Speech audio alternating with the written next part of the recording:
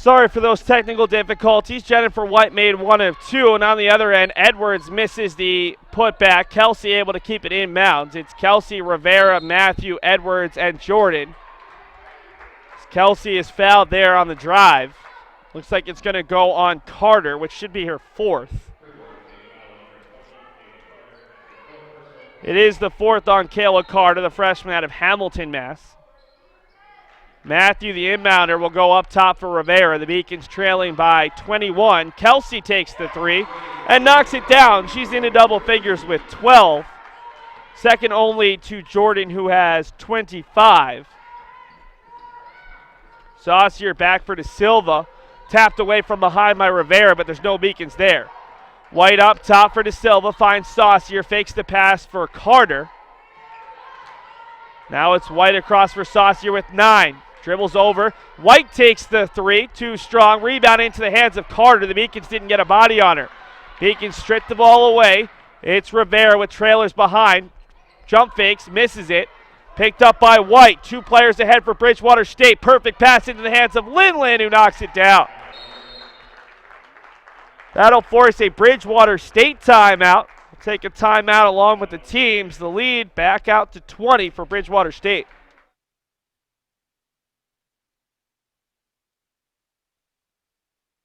I did receive a non-athletic scholarship upon entering school. I got the presidential scholarship, which was huge for me. I think there's more opportunities for academic scholarships in Division III. I did receive academic scholarships. Just being involved on campus, being a leader, all those things combined kind of get me recognized. It's a great experience for me.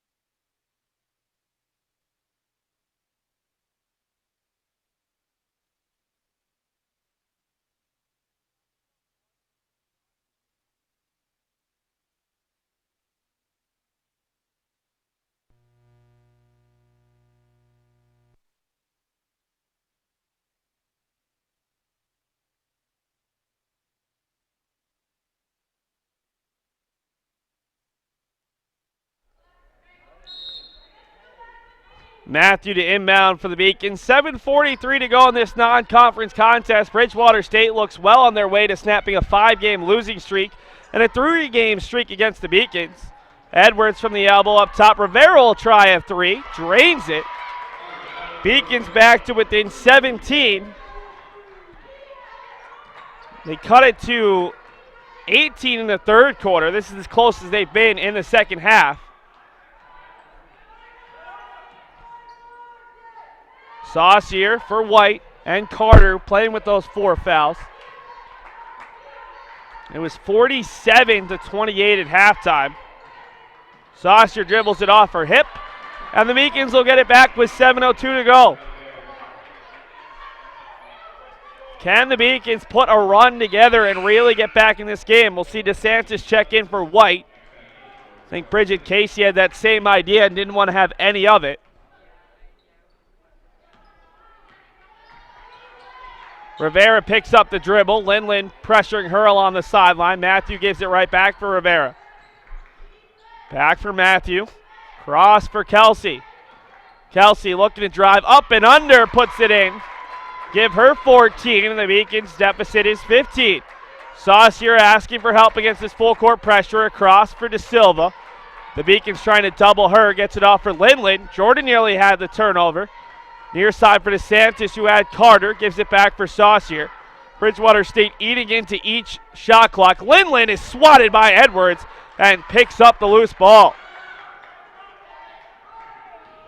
Beacons are just making you think a little bit, what if?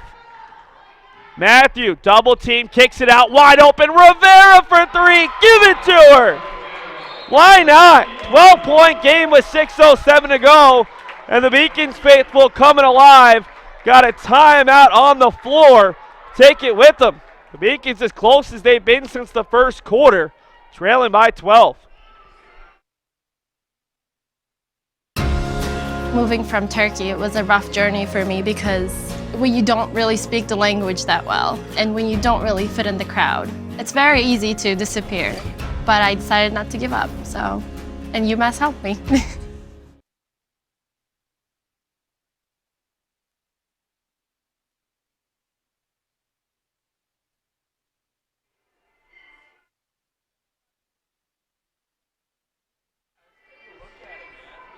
We'll show you the three from Ariana Rivera that sent this game to break. The Beacons sophomore guard knocking down a wide open three to cut it to a 12-point deficit. See the enthusiasm on the Beacons bench there. UMass Boston has trailed ever since leading 5-3. It's been a testing game for the Beacons, who have trailed by as many as 25.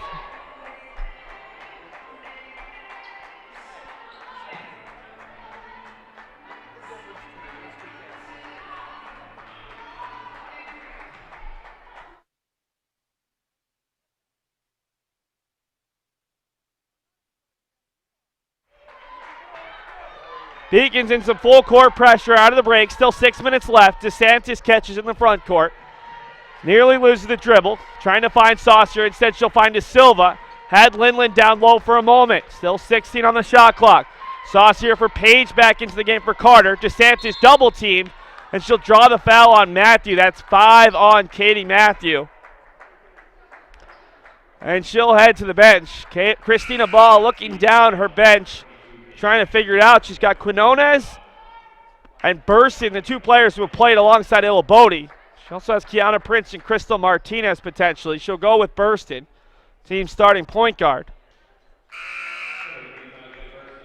Katie Matthews' day done with 5:47 to play. A new 30 on the clock.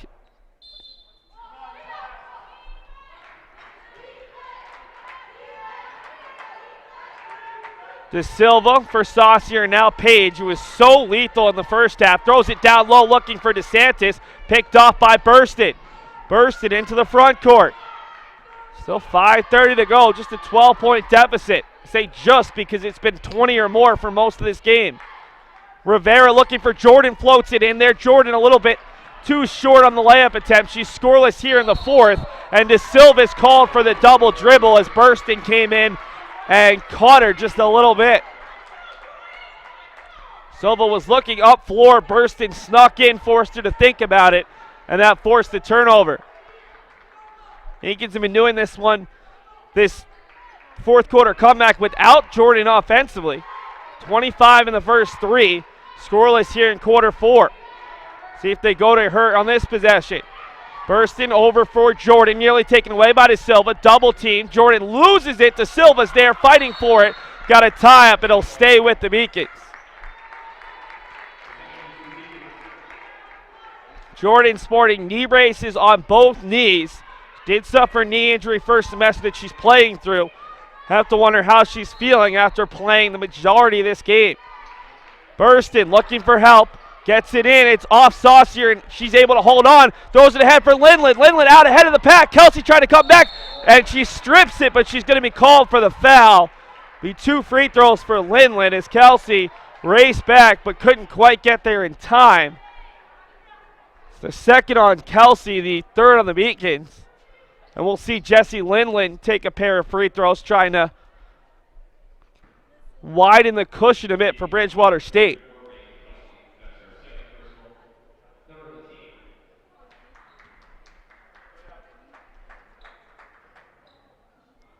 Lindland's first, knocks it down.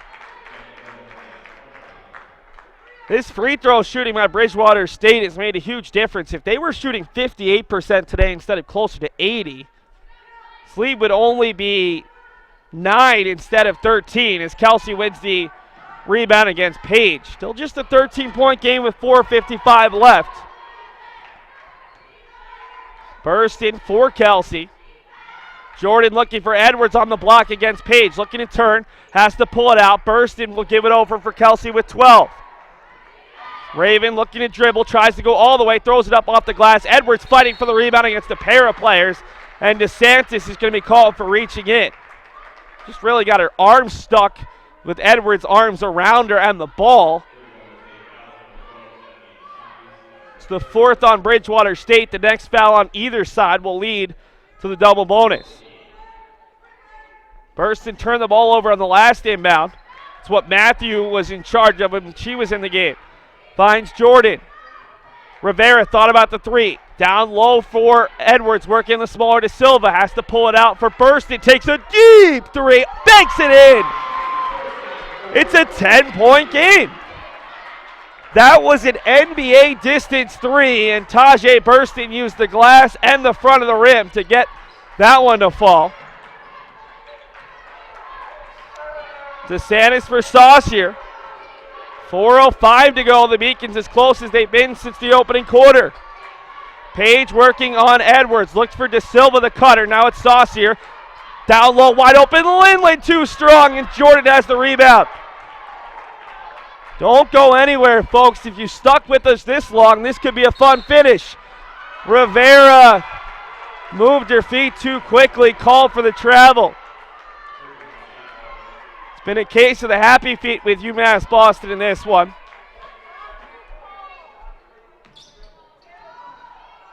Bridgewater State trying to break the press. DeSantis is fouled there by Kelsey, who throws her head down in frustration. And it'll be 2 free throws for DeSantis. Should be the 5th on the Beacons. And, well, they're going to say that's the 4th on the Beacons.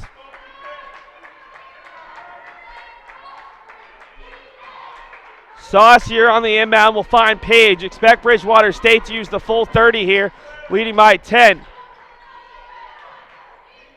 De Silva up top for DeSantis. Across for Saucier on Rivera. Finds De Silva. De Silva along 2. Too strong, but no Beacon there to box out Lindland. There were 2 Bears in red jerseys and just Tajay Burston, the smallest player on the floor. An easy offensive board. Chance to kill us some more clock. Lindland, the handoff for Saucier. Both Beacons go with her. DeSantis, wide open 3. Too short, and Kelsey has the rebound. Bridgewater State has gone ice cold at the worst possible time. Jordan for Burston, and Christina Ball calls out instructions. Burston, a great crossover, dribble up with the left hand and finishes. It's an 8-point game. The Beacons within single digits for the first time since early in the first. DeSantis picks up the dribble over for Saucier, nearly stolen away by Page. Jordan gets a hand in, saves it, but can't keep it inbounds on the second effort. 20 on the shot clock, 2:37 left in the game, and the Beacons trying to pull off an epic comeback. They looked down and out for much of the second and third quarters. De Silva drives, has it stripped away into the hands of Lindland. DeSantis across for Saucier with 10 on the shot clock. Near side De Silva around Rivera, gets in the lane, it's stripped off her foot. The referees converse, and it is off of De Silva. Beautiful strip by Ariana Rivera. 2:22 to go. Next foul on either side will lead to the double bonus. So Rivera gets it into Burston, who will be allowed to walk this one across. Burston around a pair of screens, finds Kelsey. Kelsey with 20, over to Rivera working on Saucier. Rivera right back for Kelsey with 14. And we've got a moving screen on Katrina Edwards away from the ball. So because it's an offensive foul, it won't lead to the free throws, but it'll give the ball back to Bridgewater with precious seconds being able to tick off the clock. 2:04 to go. Bridgewater State easily able to break the press. Across for De Silva with Lindland falling to her butt. Rivera tried to strip it. Now it's Saucier for Lindland, and Bridgewater State will back it out. Into the corner for Page. The Beacons watching these precious seconds tick off. Still trail by 8. They need every second they can get. Saucier up top to DeSantis looking for the killer. She's got it. Drains the 3 from the top of the key, and with 97 seconds left, The Beacons are going to need threes and turnovers and quite a few of them. There's no speed right now for the Beacons offense as Burston tries to set up. Burston looking to go all the way, throws it up with the right hand, no good. Edwards the rebound, she can't finish. Her second effort draws the foul. She'll have to hit both though. Minute 18 to go. There's not much time left in this one as the Beacons comeback started late in this fourth quarter. Trail by 20 or more for most of the second and third quarters. Edwards gets every part of the rim and it falls to cut it back to 10. It's a big rebound if Edwards misses the second. She's off. The rebound into the hands of Page. The Beacons called for the foul. It's Kelsey there. That's not the worst fouls. It didn't give up much time. Still a minute 15 to go, but they're going to need some misses from Bridgewater State. It'll be Rihanna Page to the line for two. Fourth on Kelsey, who's picked up 3 of her 4 fouls here in the fourth quarter. UMass Boston's already lost Katie Matthew to 5 fouls. Page is first, in and out. See what she can do with the second. This Bridgewater State team came into this game shooting extremely poorly from the line. Shot very well, though, tonight. Page's second one rims in and out. Edwards the rebound. 10-point game, a minute 15 to go. The Beacons need a 3. Actually, they need a couple of them. Kelsey, a deep 3. Front rim, no good. DeSantis, the smallest player there, the rebound. And the Beacons are called for the foul before the tie-up as the back referee was going for the tie-up. The near official calling for the foul. They'll call a tie-up. Either way, it's Bridgewater State ball, though. So it's not that much of a benefit to the Beacons. Now UMass Boston's going to have to go for the foul. They're not up far enough on this inbounds possession. They allowed DeSantis to grab it. Now they need to get the steal. DeSantis ahead for De Silva. She's met. Gets it over for Saucier. Bursting. Reached in and grabbed it, and they're going to call a foul. That was a soft ticky-tack foul. There's no question about it. Tajay Burston against a much bigger player went in for the ball, and I'd love to see that one again if we can grab it.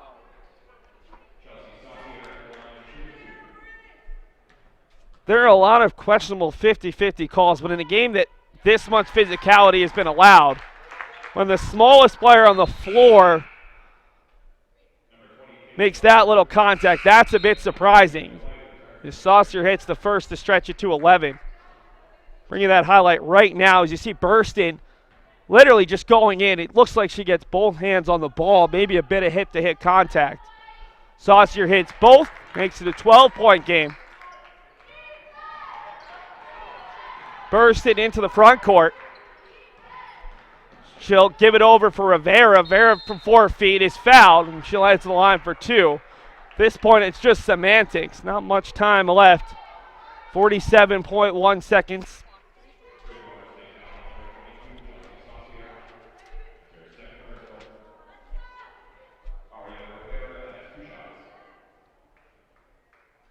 Rivera's first.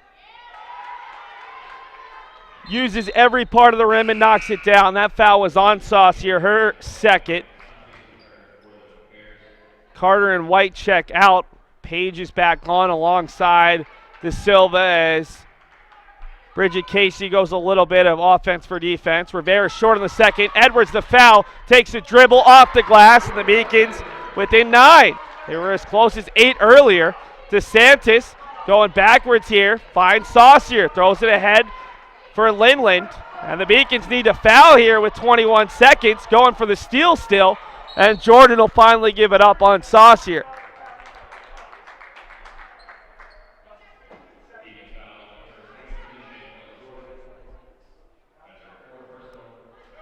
Stick with us after the game. We'll have an interview with head coach Christina Ball. We'll have the final stats. And then we'll have game 2 of our doubleheader, which will start just about 20 minutes after the conclusion of this one.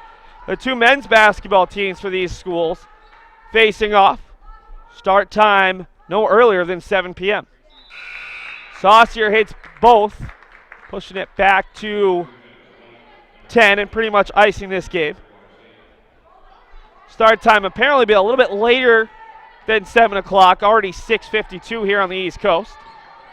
Burst in with 24 seconds, over for Rivera. She'll take a three, knocks it down. Saucier asking and will be given a timeout. Take one final timeout here on the Beacons Broadcast Network. UMass Boston trailing by 7. The University of Massachusetts Boston, with its scenic oceanfront campus, easily accessible to downtown Boston, is recognized as a model of excellence for urban public universities. 16 NCAA Division III sports are part of the more than 100 student organizations that create an engaging campus life in America's biggest and best college town. UMass Boston, Boston's urban public research university for the 21st century.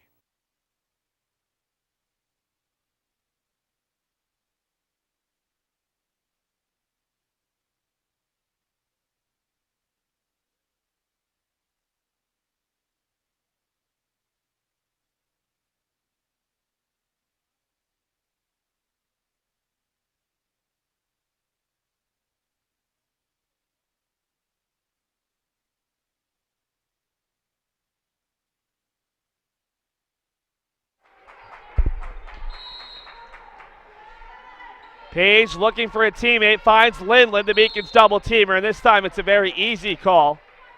It's Kelsey and Edwards both gave contact. This could be the 5th on Kelsey.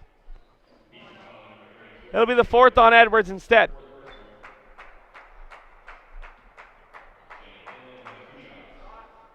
Jenny Lindland's first, knocks it down. She's had a very good game. First team all-conference player from a year ago, came in averaging just 5 points a game. She had 17 through the first 3 quarters, easily over 20. Hits both, and the Beacons will call another timeout. We'll stay with it. Folks, we'll take a look at the Beacons' upcoming schedule one last time.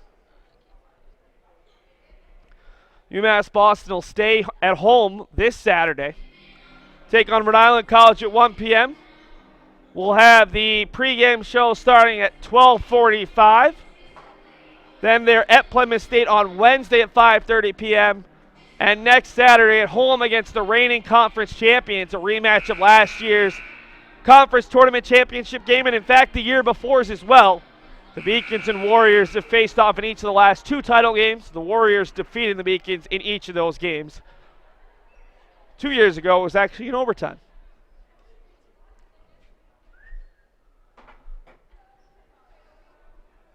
.9 left. The Beacons mounted a comeback. It just wasn't quite enough. Burst in for Rivera, takes it deep. 3, front rim, no good. Gets her on rebound. The runner too strong. Rebound into the hands of DeSantis, and the Beacons will give one last foul. So they'll make the long march down the court. It'll be the 5th on either Edwards or Kelsey. Both players were there. No, they're going to give a timeout. Timeout Bridgewater State. We'll take a commercial with them, and then we'll be back for the final 8.8 of regulation. Division III allows you to give yourself to other things. Having that free time allows me to pursue the things that I want to pursue. Division III athletics affords students the opportunity to, engage in the other interests in their campus and in their lives outside of that sport. It allows you to just be able to do everything you want to do. I wouldn't change it for the world.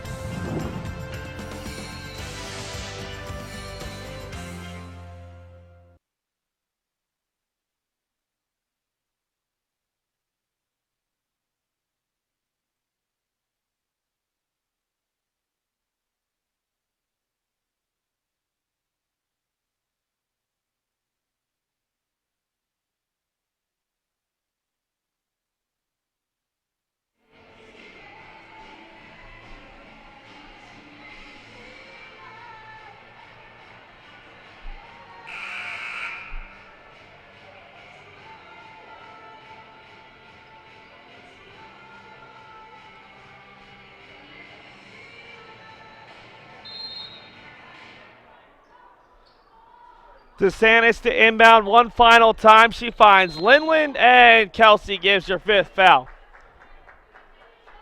It's a similar script to what's been written on about the last 5 to 6 defensive possessions from the Beacons. This game is stretched out close to the 7 o'clock hour. Kelsey will check out with her 5th foul, and Alicia Quinones will be on the court for the final 7.8 seconds. Chance for Jenny Linland to stretch out what has easily been a season best game, if not career best. Her previous season high had been 11 points versus Trinity. She had more than that through 3 quarters. Misses both free throws. Quinones the rebound. Down to 5 seconds into the front court. Jordan chucks up a 3 well off the mark, and Jenny Linland will grab the rebound. That'll do it for game number 1. We'll take a commercial break, bring you an interview with head coach Christina Baugh and an abbreviated postgame, as game number 2 will start in just about 20 minutes here on the Beacons Broadcast Network. I'm Alexa Capion. I'm from Messina, New York. I'm a junior on the women's ice hockey team, and I'm an exercise health science major. But when I got here, I met Coach Harris, and I saw the facility, and I met a couple of the girls on the team, and I pretty much got a feel of the program, and I knew right away that this is where I wanted to go to school. We have all league games for the rest of the year, so that's going to be a huge test for us. We need those points to hopefully come out with a good standing for playoffs. A couple of highlights from the last couple of years I've been playing was probably last year when we won our first Codfish Bowl. We made history that year. I was really excited to be part of that. I don't have very many goals, but when I do score, it's definitely a big deal. That's a goal. For the past 3 years, we've had Emily. She is a member of the Team Impact program, and that's for children with illnesses that want to be part of a collegiate program. She's great. She comes and watches all of our games. She has her own jersey. She has her own stick. We've got her all this equipment. It's really awesome to have. She gives us a lot of motivation, and she comes in the locker room and talks to us before games, and it's really cool to have her here and be part of our team. When I graduate, I definitely want to go to graduate school, most likely for either athletic training or physical therapy. Our trainers here have definitely given me an insight about what it takes to be an athletic trainer.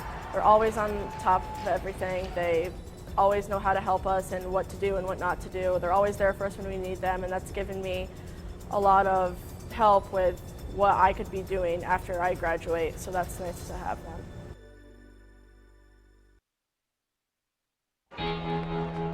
Cheer for the stumbles. The he shoulda had that's. And the tears that linger. For in those moments, greatness lies.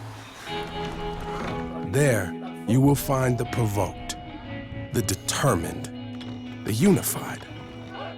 It's in those moments that champions are born. Moving from Turkey, it was a rough journey for me because when you don't really speak the language that well and when you don't really fit in the crowd, it's very easy to disappear. But I decided not to give up, and UMass helped me. The University of Massachusetts Boston, with its scenic oceanfront campus, easily accessible to downtown Boston, is recognized as a model of excellence for urban public universities. 16 NCAA Division III sports are part of the more than 100 student organizations that create an engaging campus life in America's biggest and best college town. UMass Boston, Boston's urban public research university for the 21st century. Division III allows you to give yourself to other things. Having that free time allows me to pursue the things that I want to pursue. Division III athletics affords students the opportunity to, engage in the other interests in their campus and in their lives outside of that sport.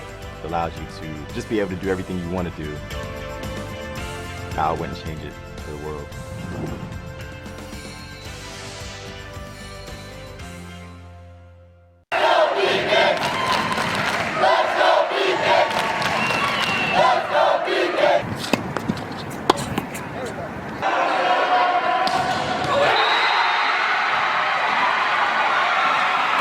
Come on, Jake. ways, and as usual, she wins it. A chance in front. Her shot is in the net. Crystal Layden, yet another goal. Please make a gift to the Beacon Athletic Fund today. We want you on our team.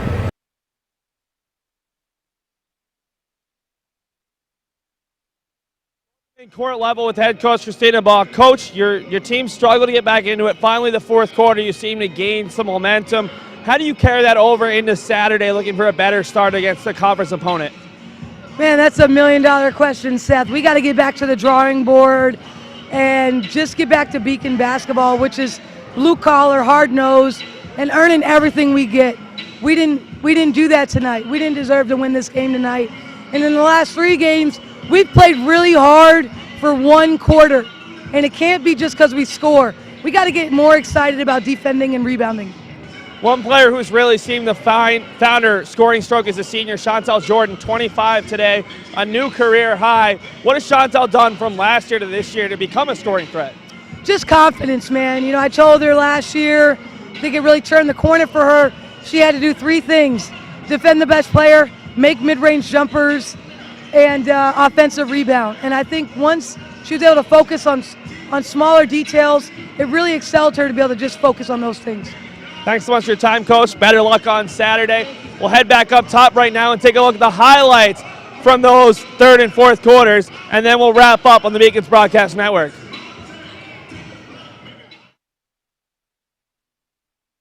The 3.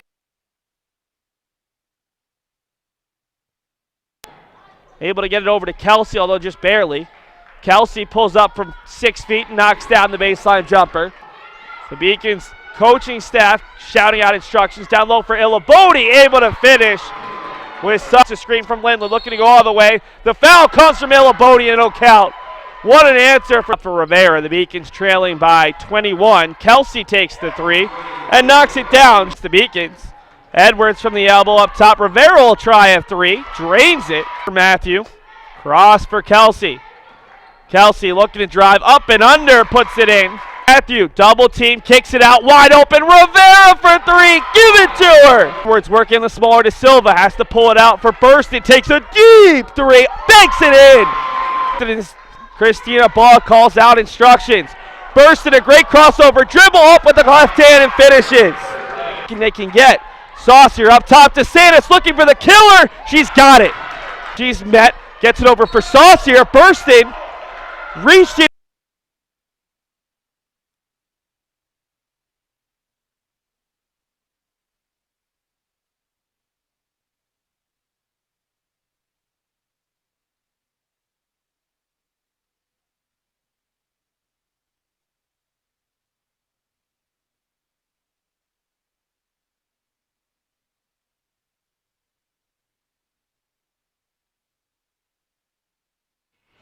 Thanks for sticking with us. Right now, we'll take a look at the team statistics from this one. Rather, the team leaders first. Chantel Jordan, a career high 25. On the other side, Jenny Lindland had 22. 20 for DeSantis. UMass Boston had a pair of players with 10 rebounds. It was Raven Kelsey and Katrina Edwards with 10 each. Kelsey finishing with a double-double of 14 points, 10 rebounds. 14 points also for Ariana Rivera off the bench. Katie Matthew did not have her best of games, but did finish with a game-high 6 assists. On the other side, Chelsea Saucier had 5 assists to go along with their 9 points and 7 rebounds. Right now, we'd like to take a moment to thank our production crew. Alex Carasoto and Gigi Braga, your directors. Alyssa Hatchie on Instant Replay. My name is Seth Orensky, your producer and play-by-play guy. Chris Fowler, Tim Murphy, and Lauren Mitziaris on camera. That'll do it for game number 1. We'll be back online in just about 5 minutes with game number 2 as the UMass Boston and Bridgewater State men's basketball teams face off here at the Clark.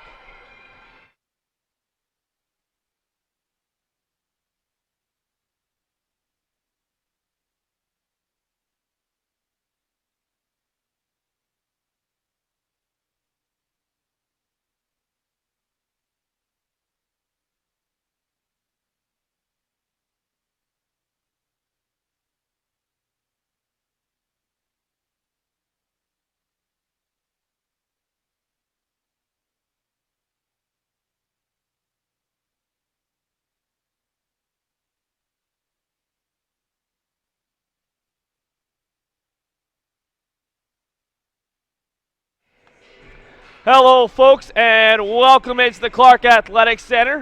If you're just joining us, welcome. Otherwise, thanks for coming back for game number 2 between UMass Boston and Bridgewater State. Got a good one for you in game number 2. The Beacons at 7-4, Bridgewater State at 7-5. Last year, this was an instant classic, a double overtime affair in which Bridgewater State was able to slip past UMass Boston. They closed the game on an 8-1 run as Bridgewater State finished that one with an 83-76 victory. Both teams coming off losses in non-conference play on Tuesday to start 2017. It was UMass Boston losing in overtime at Regis, Bowdoin defeating Bridgewater State at Bridgewater State by an 88-81 score. Let's take a look right now at our player to watch for UMass Boston. It's the freshman point guard out of Salem, Massachusetts, Alex Sanchez. He's had a very strong first year with the Beacons, second on the team in assists and steals, fourth in points. He did struggle against Regis, so we're looking for a bounce-back game out of Alex. He's one of 3 freshman starters in today's starting lineup. Dason Sinelli getting his first collegiate start. Take a look at the all-time series. The Beacons lead it, but it's very close. A 17-16 all-time advantage. Bridgewater State's won 3 in a row. The last time the Beacons won was 3 years ago here at home with Dontrell D-Train Thomas hitting a tip-in with 2 seconds to go to give the Beacons a 72-71 win. A year ago in that 83-76 loss, both teams hit game-tying threes very late. It was Greg Ramonko for Bridgewater State to tie it in regulation. Maurice McGrath for UMass Boston late in overtime number 1 before Bridgewater State pulled away in the second OT. Take a look at the team statistics. Bridgewater State and UMass Boston both scoring at a pretty good clip. Bridgewater State, before their 2-game losing streak they're currently sitting in, they were averaging 93.5 points per game during a 4-game winning streak that included them scoring a program record 121 points in a win over Maine Augusta. Both teams shooting the ball pretty well. One area to watch, the rebounding margin. The Beacons over plus 2 rebounds per game. Bridgewater State minus 1.8. Bridgewater State is very good at getting to the free throw line. They're top 25 in the country in both made free throws and attempted free throws, but they're in the bottom 20 in the country in three-point field goal percentage, so that's an area the Beacons could make their living at today. The Beacons on the other side, top 35 in the country in offensive rebounds, steals, and turnovers forced per contest. Take a look at the team leaders. For UMass Boston, it all starts with Sam Freeman. The senior forward out of Boston leads the team in points and field goal percentage, second in rebounds, and leads the team in blocks. Dan Powers, coming out the bench today, leads the team in 3-point field goal percentage and rebounds. And Ty Lee, the other freshman point guard, tops on the team and top 5 in the conference in assists. On the other side, it's Fawaz Mass, all-conference returnee, a first-team all-conference player a year ago for Bridgewater, averaged 15 points per game a year ago. This year he's up to 19.1 points, shooting 46% from the field, 38% from distance. Patrick McGinnis, who's not available for today's game, the team's top field goal shooter. He's missing his 4th consecutive game, we assume. He's missed the last 3, had started the first 9. Mass, as we mentioned, good from distance. Rocky DeAndre is very, very good at the point guard position. Tops on the team in assists per game and assists per turnover at nearly 2 assists to every 1 turnover. He's also very good from the line.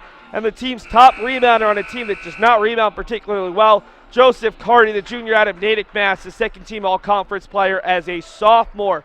Right now we'll take a look at the 2 teams' head coaches. For Bridgewater State, it's Joe Faroba, a legend here in New England. He was inducted into the New England Basketball Hall of Fame back in 2015.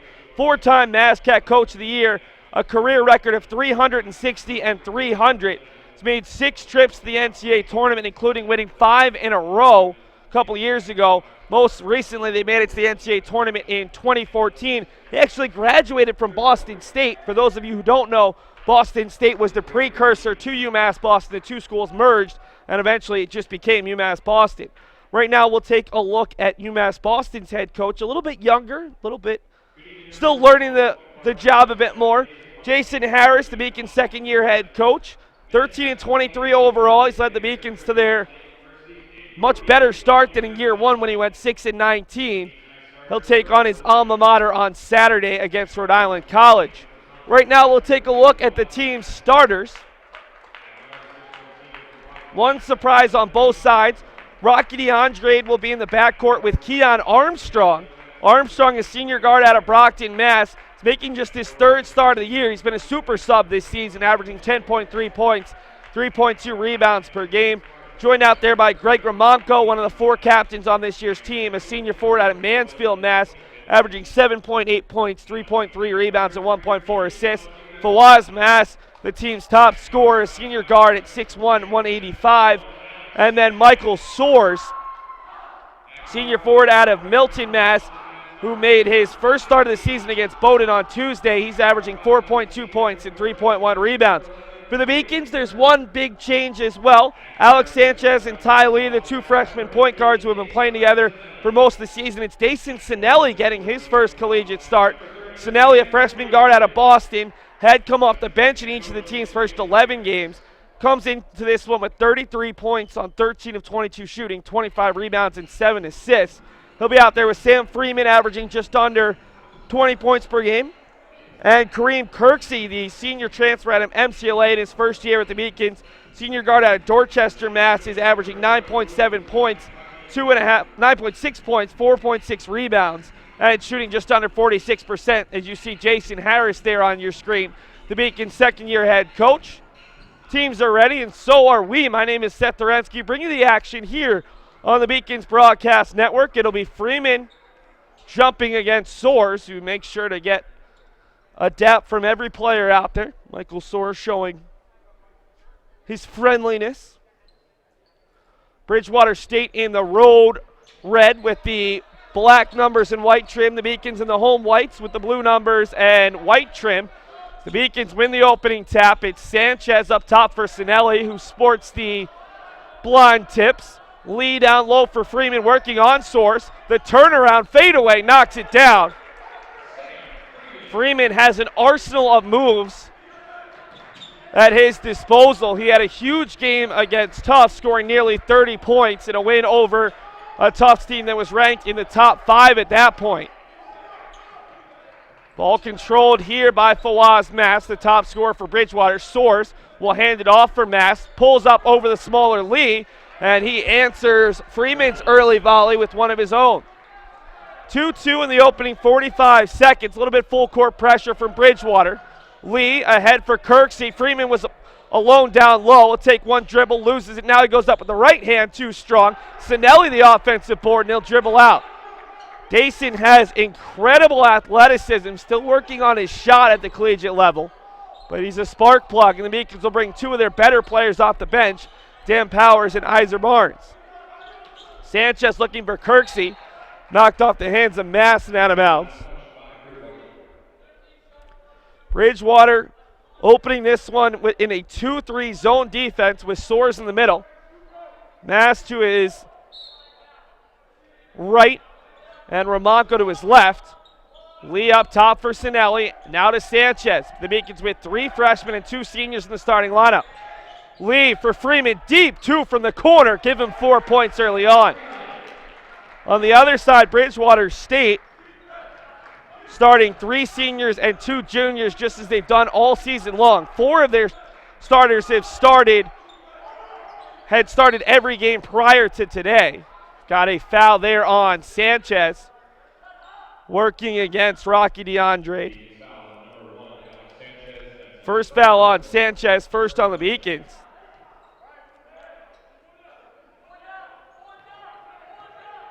Joseph Carty had started the team's first 12 games, but he's coming off the bench today in favor of Keon Armstrong. DeAndre thought about a deep 3. Now he's being double teamed. Finds Ramonko all the way across and back down low for Soares. Good ball movement. Soares well off the mark. Offensive rebound. 13 on the shot clock. DeAndre a little bit short on the 3 and an offensive board again. This time into the hands of Armstrong. New 30 on the clock. It's Armstrong floating across for Ramonko, and he's called for the double dribble as he was dribbling past Dason Sinelli. 4-2 UMass Boston in the early going. 17:48 left in half number 1. Beacon's looking to snap a 3-game losing streak against Bridgewater State and a 1-game losing streak overall.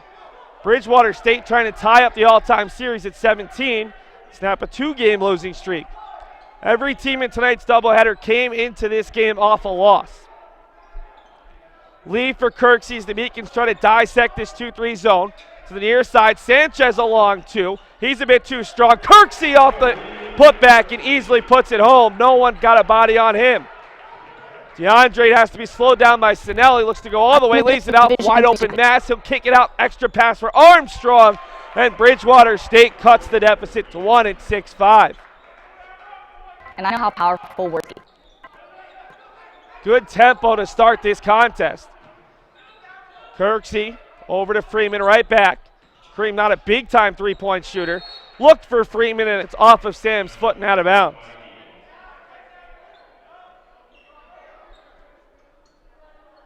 Play with media timeouts here at the Clark, so first stoppage under 16 minutes will lead to a timeout, and then the first stoppage after the 12-minute, 8-minute, and 4-minute marks of both halves.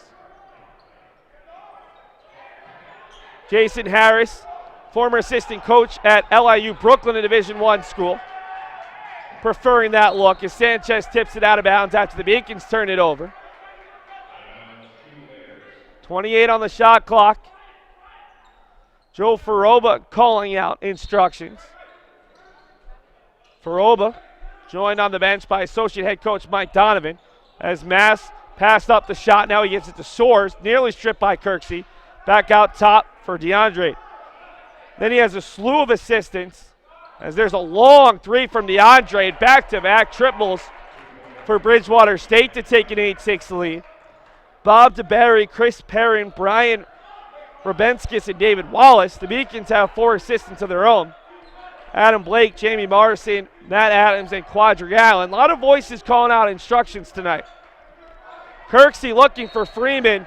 Freeman was cemented on the far post. Kirksey was hoping he'd come to the near post. And we'll see Sanchez head to the bench with Iser Barnes back in.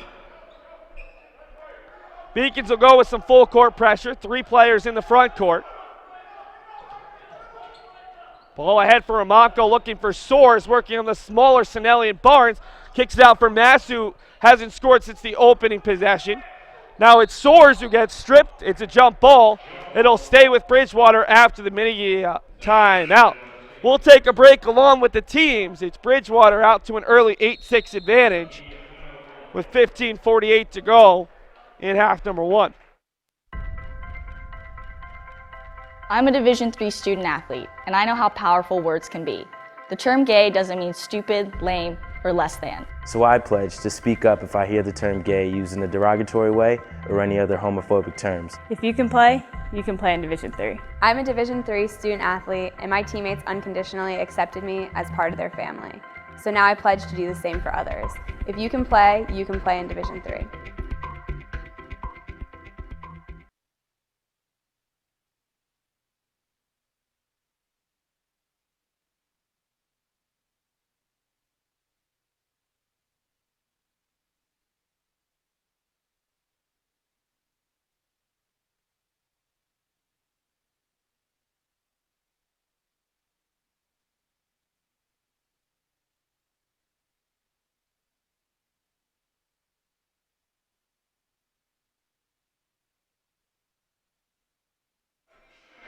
Two-point Bears lead at the first media timeout.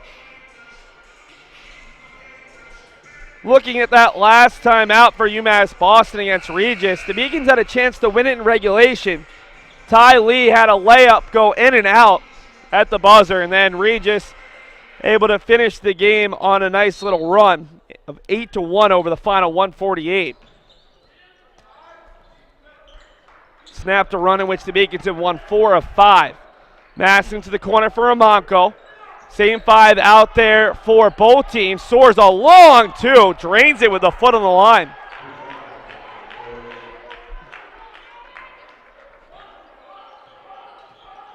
Gave him a 3 on that. I don't know how that was a 3 as he was inside the line when he jumped, but they're putting it up on the scoreboard and the referees are indicating that it was in fact a 3. He jumped backwards. Sinelli picks up the dribble over to Kirksey. Back to Sinelli. The Beacons struggling to get it to Freeman in this 2-3 zone. Kirksey stripped and a chance to get it ahead for Mass, who goes off his own knee and out of bounds.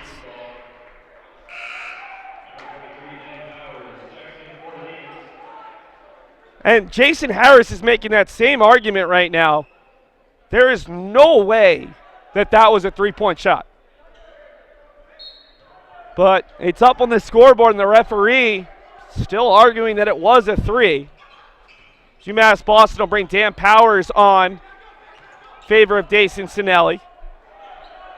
Kareem Kirksey for Sam Freeman being guarded by Soares. Tried to one-hand pass it over to Lee. Powers comes over to pick up the loose ball. Down to 10 seconds. Powers for Barnes. Takes the baseline jumper well short. Rebound into the hands of Ramonko.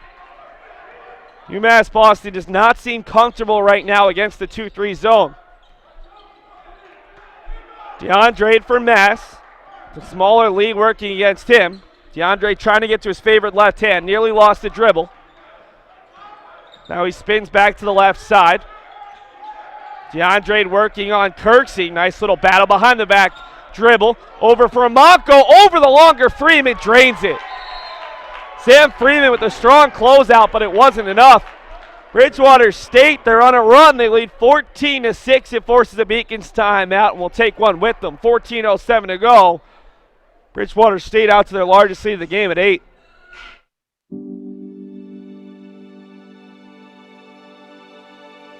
What separates UMass Boston from other schools is the fact that a large percentage of students commute.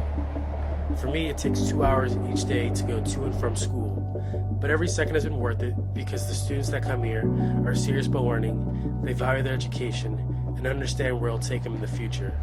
This is what UMass Boston means to me.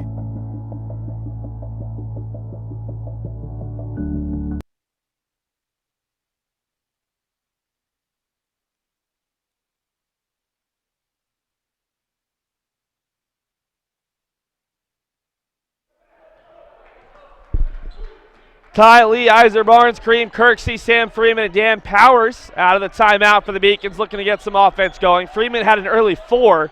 He's been frustrated even getting touches ever since. Powers for Lee, looking to drive, tries to go down low, off the foot there of Barnes. And the Beacons turn it over again. UMass Boston will send Neil Cesar and Alex Sanchez to the scorer's table. Maybe looking for a little bit of three-point shooting to stretch out the zone. Mass over Kirksey, front rim no good. Fighting in there and grabbing the rebound is Soares, throwing it all the way out off the hands of Barnes. A no-look pass that finds its way to Mass and over to DeAndre. 20 on the new shot clock, 13:20 in the game. Barnes pestering Mass, who will give it off for Soares, the center, who's almost like a point center at this point. Nice dribbling from Armstrong, the fadeaway, no good. Kirksey with the rebound. Kirksey over for Barnes, and now Lee. Freeman asking for it. Powers will chuck up a 3, drains it. And that cuts a long scoreless drought for UMass Boston, cutting the deficit to 14-9. Bridgewater State's kept this starting 5 out the entire way, almost through 8 minutes thus far. Do have a pretty small roster. DeAndre over for Armstrong with 6. Normally one of the team's top options off the bench. Soares out to Ramonko, needs to throw it up.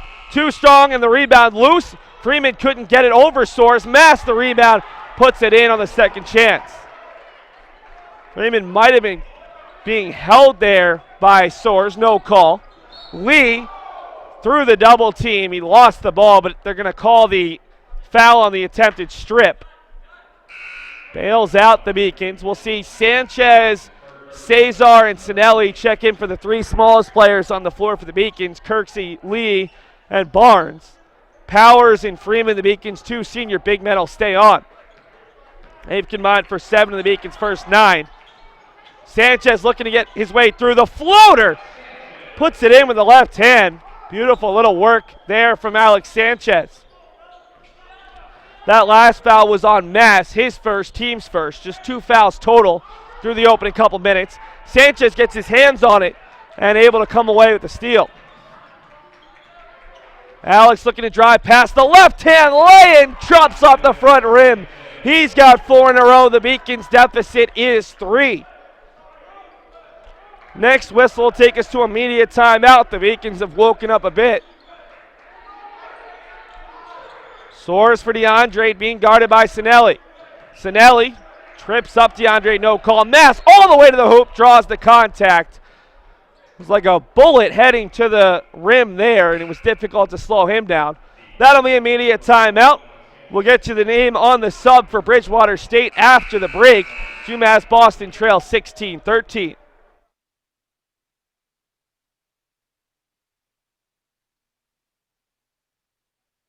UMass Boston was my first choice because when I came to the campus, I saw that there was a lot of diversity. There's a lot of people. Here there is a lot of international students, so it's really cool to meet people from different countries, different parts of the world. I'm Julia Murphy. I'm from Canton, Massachusetts. I'm Olivia Murphy. I'm from Canton, Massachusetts. We're sisters. We're sisters. I play volleyball and she plays basketball. Here they have a freshman success community. So each major has their own community that you can join as a freshman, and you take classes with them, you do study groups with them. So it was really helpful getting to know people in your major right away. So in health exercise sciences, we have an internship at the end, so it's so much better to have like an advisor helping you out, like telling you which classes to choose. Make sure to follow along with UMass Boston Athletics on social media. We've got an Instagram, Twitter, Facebook, and YouTube account at UMass Beacons. Beacons currently trailing 16-13 as we'll see if Fawaz Mass go to the line for 2 free throws. That foul was called on Sanchez. It could have been called on any of 4 Beacons who tried to slow down Mass on his way to the hole. It's 2 now on Alex Sanchez. Both of the Beacons' fouls called against their freshman point guard, who had just scored 4 points in a row. For Bridgewater State, a pair of substitutes into the game. Bryant Grant, a freshman guard out of Hyde Park, Mass, not too far out of Boston. Attended Catholic Memorial High School, making his 9th appearance. Averages just 9.6 minutes per game as Mass hits his first free throw. 23 points on the year, 7 rebounds, 3 assists, and 2 steals. The other new addition is Rayshawn Ward, the freshman forward out of Plymouth, Mass. Plymouth North High School, making his 12th appearance, averages 9.2 minutes a game. He's got 22 points, 15 rebounds, and 4 assists on the year. Powers will pull up from 4 feet, front rim no good, and an athletic board into the hands of Soares. 18-13 after the pair of free throws made by Mass. For the Beacons, they'll go with Neil Cesar, Dan Powers, and Sam Freeman, 3 of their seniors, along with Dason Sinelli and Ty Lee, 2 freshmen. Controlled there by Ward, looking to drive baseline left hand, can't get the layup to fall. Lee looking at his options, a sea of red in front of him, over to Powers, being guarded closely by Grant. Lee looking for help against this 2-3 zone. Sinelli into the corner for Powers. Freeman struggled with the catch, goes up and under, can't finish on the one-hand slam. Would have been a highlight reel play by Sam Freeman, but he couldn't quite get enough elevation. Armstrong from the baseline, no good. Powers the rebound.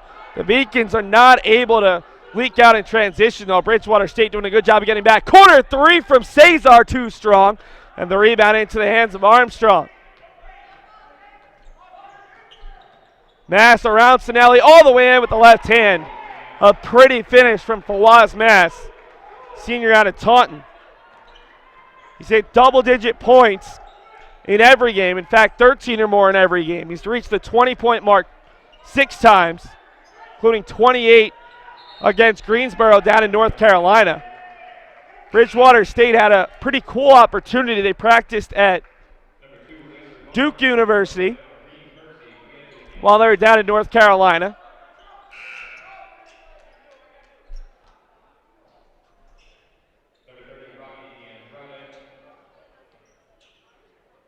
It'll be Ramonko checking back in for Soares, and Deandrade checking back in for Fawaz Mass, who will take a seat.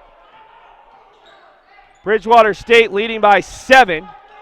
Armstrong over for Ward, who throws it up off the glass to the left hand. Rayshawn Ward, 6'7", 195. He is a long man. He's also the tallest man on the floor by a lot with Freeman on the bench. It stands at 6'5". Kirksey saves it into the backcourt, and it's over and back for the Beacons. Freeman will check back in. Beacons trailing by 9, largest deficit of the night, looking to avoid a doubleheader sweep at the hands of Bridgewater State. Bridgewater State held off a late Beacons comeback bid to defeat the Beacons by double figures. Armstrong, brilliant play to the basket, scoops it in with the right hand, can't finish. He easily was able to blow by Sinelli there, who got caught on the drive. Kirksey back for Lee with 20 on the shot clock. Cross for Barnes, thought about the 3, ball fakes. Over to Lee, looking to drive in, over the taller Ward, way too strong. Freeman the rebound, gets fouled and 1. Freeman, who had not scored since the opening 2 minutes, is now sitting on 6 points. I'll have a chance to make it 7. First foul on Greg Ramonko, second on the team. There's 2 fouls apiece here with 8:43 to go in the first half.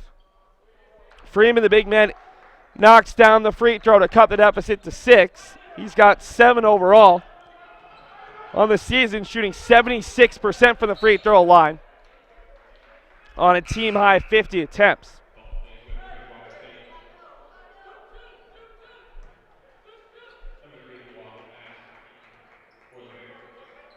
After the kickball out of bounds, it'll stay with Bridgewater State. Fawaz Mass back into the game for Armstrong.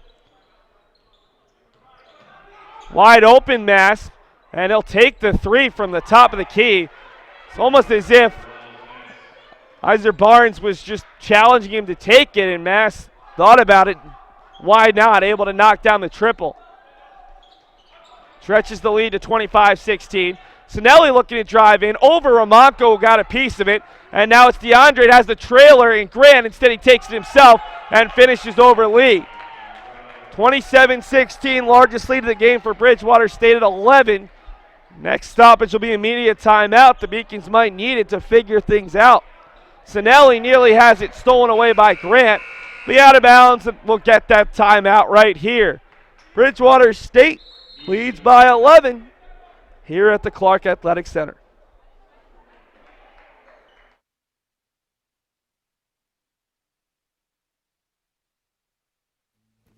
Lift, right, lift, lift,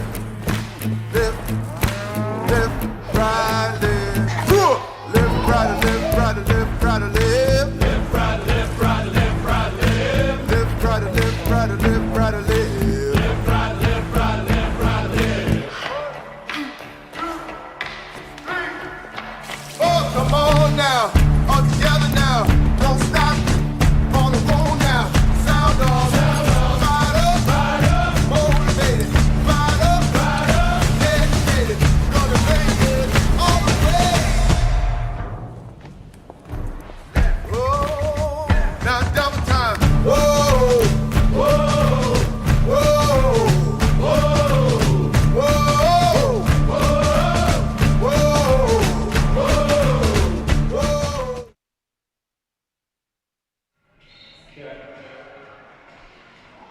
(27-16), 7:54 to go in the half. It'll be Beacons ball out of the timeout. They'll go with Cesar, Kirksey, Freeman, Lee, and Sinelli. Bridgewater State, DeAndrade, Grant, Mass, Ramonko, and Ward. It's interesting. Ward's at 6'7", but they use Ramonko in the middle of that 2-3 zone. Sinelli and Lee back and forth. Neither are particularly good three-point shooters. Kirksey from the baseline. over the double team with 3 on the shot clock. Sinelli's going to have to chuck it up. He's too strong. Rebound loose, tipped up and controlled by Mass. Mass ahead of the pack looking for Ward. Sinelli got a hand on it. Ward able to grab it nonetheless and put it in. 13-point Bears lead. It's been a very Bridgewater State tinted night thus far. Sinelli looking to drive right through Ramonco for a charge as the basket won't count.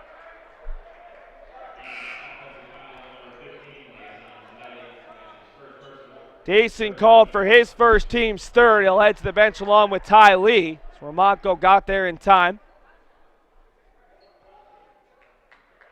Grant will check out in favor of Soares. A little bit of pressure from Sanchez back out there with his 2 fouls on Andrade. Ward to Mass being worked by Cesar. Now it's Ward working against Powers on the far block. They're going to call Dan Powers for the jostling there. First on Dan, 4th on the Beacons. Jason Harris having words with the official on the far side. Tonight's officials, Eric Brito, Julian Scott, and Hakeem Dixon.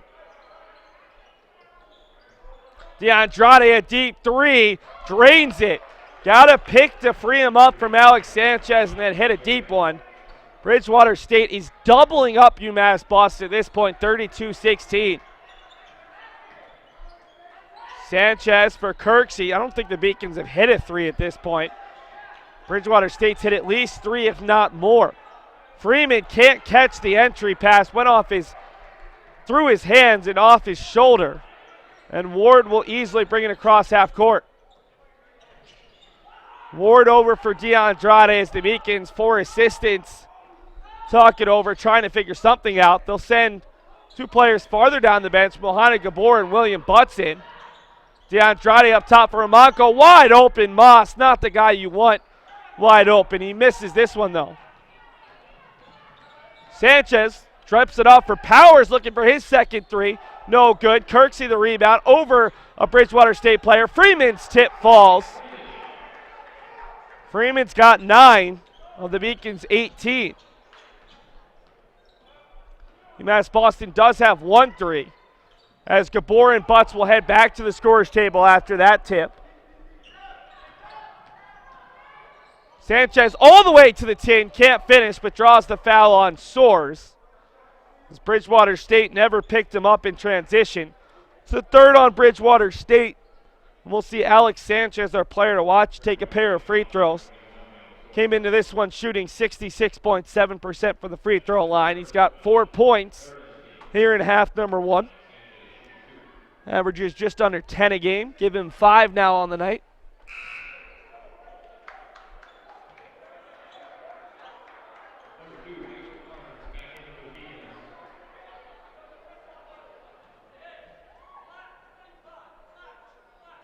Isaac Barnes checks back in for Neil Cesar. Sanchez gets both. He's got 6 now. Bit of full court pressure. Ramonco over for Soares. No one has him. Cross for DeAndrade, who can't make the catch. And the Beacons force the turnover with the half court pressure.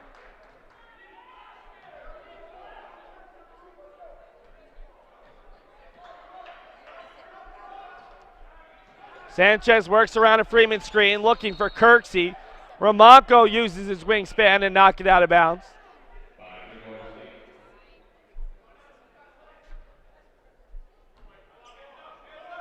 .23 on the shot clock, 5:08 to go in the first half. Sanchez for Kirksey, corner 3, no good. Ramonco the rebound, and Bridgewater State looking to break out. Mass will slow it down. Long 3 from DeAndrade, another one. He's got at least 3 from straight away, and that'll force the Beacons timeout. UMass Boston, the team that we expected to be shooting well from 3 against the team that has struggled all season to defend the 3. Instead, it's Bridgewater State who's been draining them. It's a 15-point advantage for Bridgewater State as we take a break along with the teams.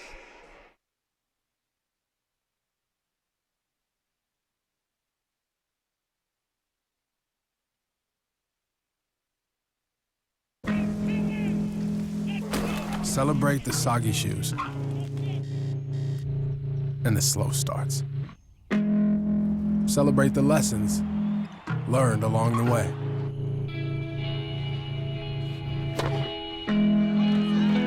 These are the wins. Not the shiny, nail-biting kind. These are the last a lifetime kind.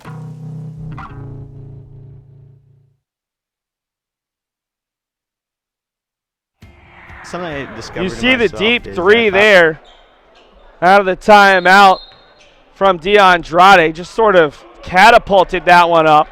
The Beacons will now bring in Mohamed Gabor, the freshman, and William Butts, the junior. Two players pretty far down their rotation.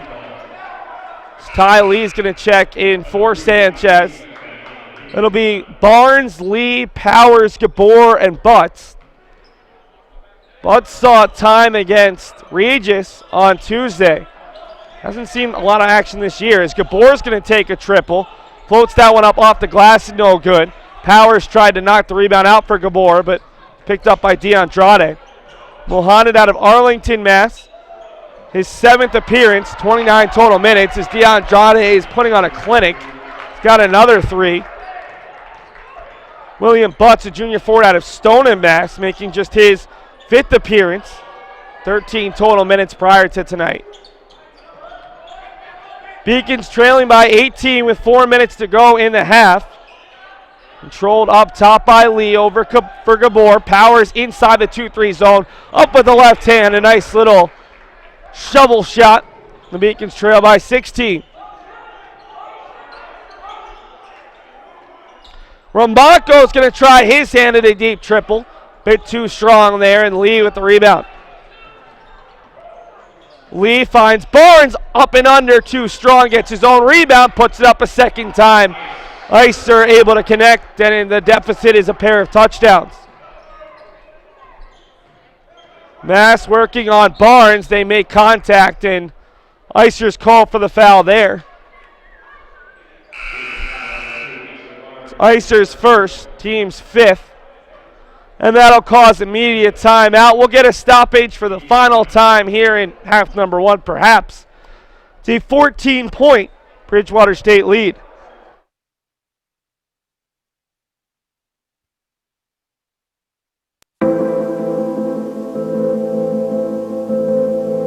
I hope you're all ready to work. Because no one's getting by on skill alone. We're looking for the people with the bigger hearts. The people that don't give up when things start getting tough. If you're willing to pay the price, if you do things the right way, if you take it and you leave it all out there, if you do all that, you'll get noticed.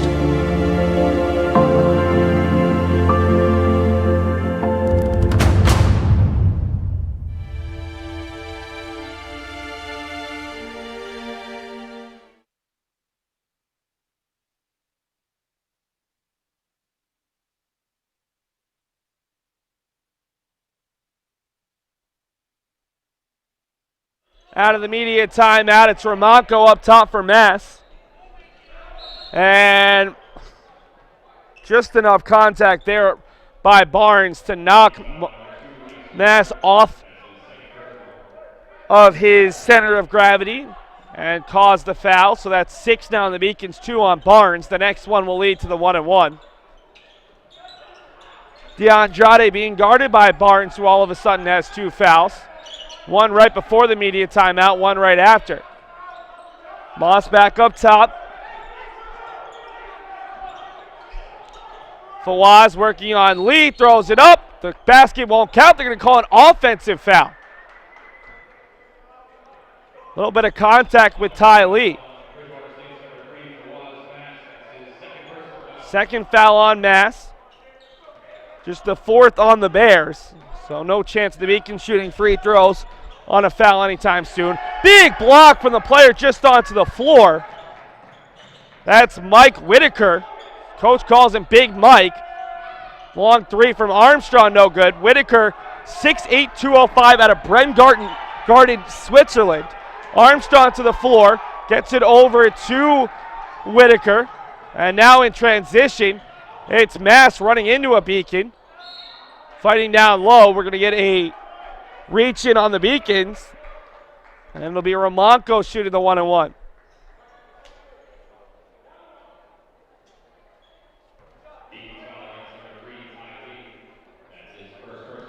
First foul on Ty Lee. 7th overall on the Beacons. Romanco to the line for the 1-and-1. Knocks it down. Whitaker, the junior out of Brengarten, Switzerland, 6'8", 205, making his 7th appearance. He's played in just 22 minutes this season. 14.7 rebounds, 1 assist, 3 blocks.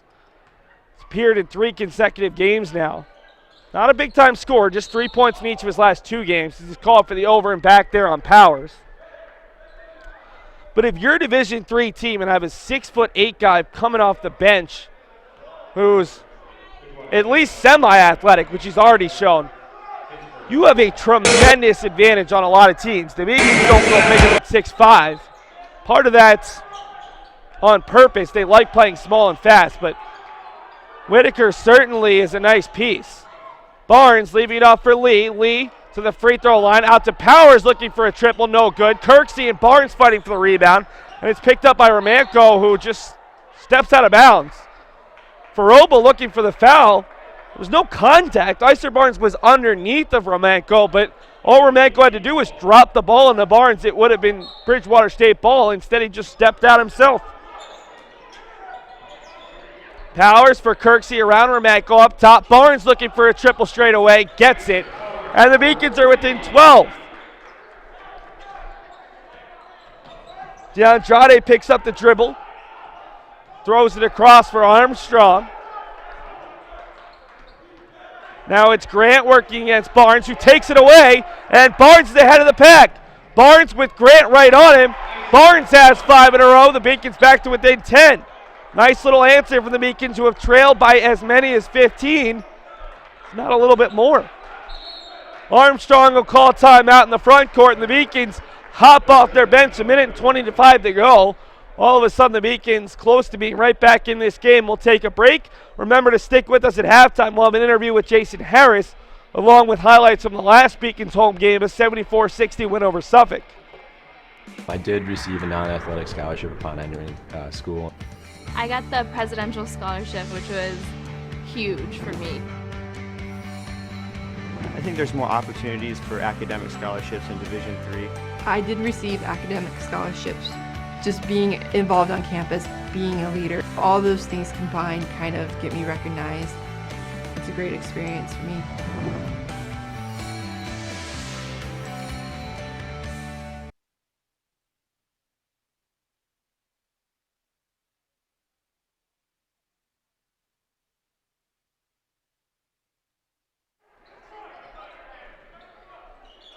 Grant working with the ball in front of the Beacons bench. Gets a screen there from Whitaker. The Beacons thought they had a travel.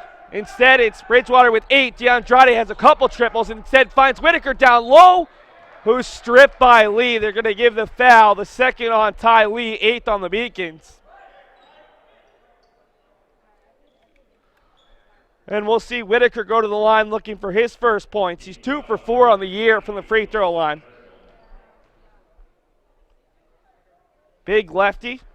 A little bit too strong on the first.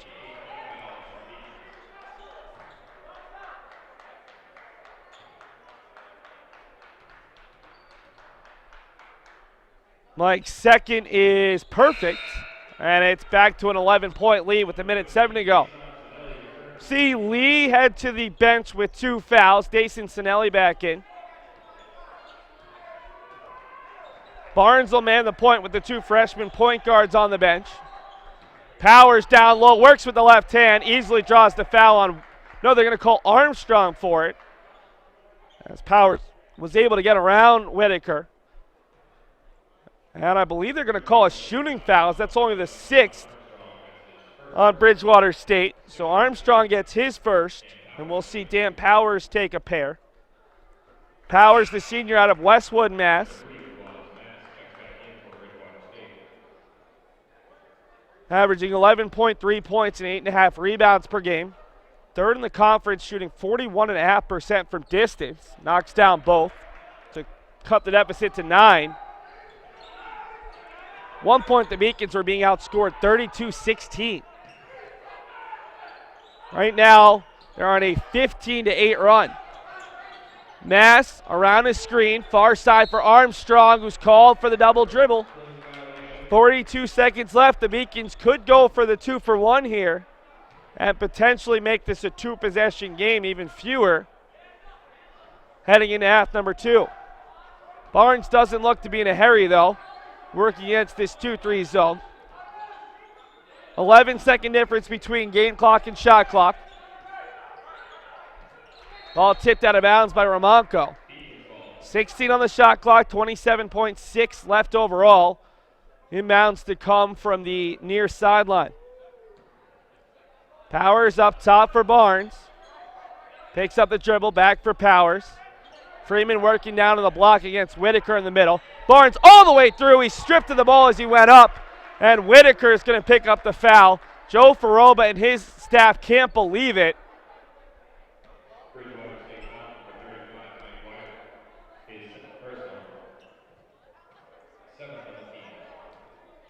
Be the second on Whitaker, 7th overall. So any fouls in the last 18.9 seconds on Bridgewater State that aren't offensive fouls would lead to the 1-and-1.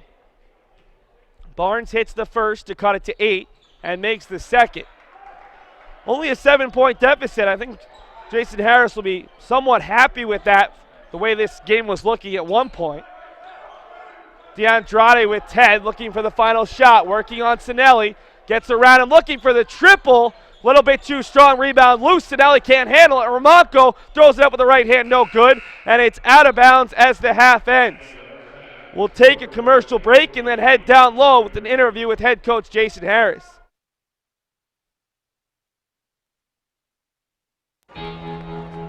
Cheer for the stumbles. The he shoulda had that's. And the tears that linger. For in those moments, greatness lies.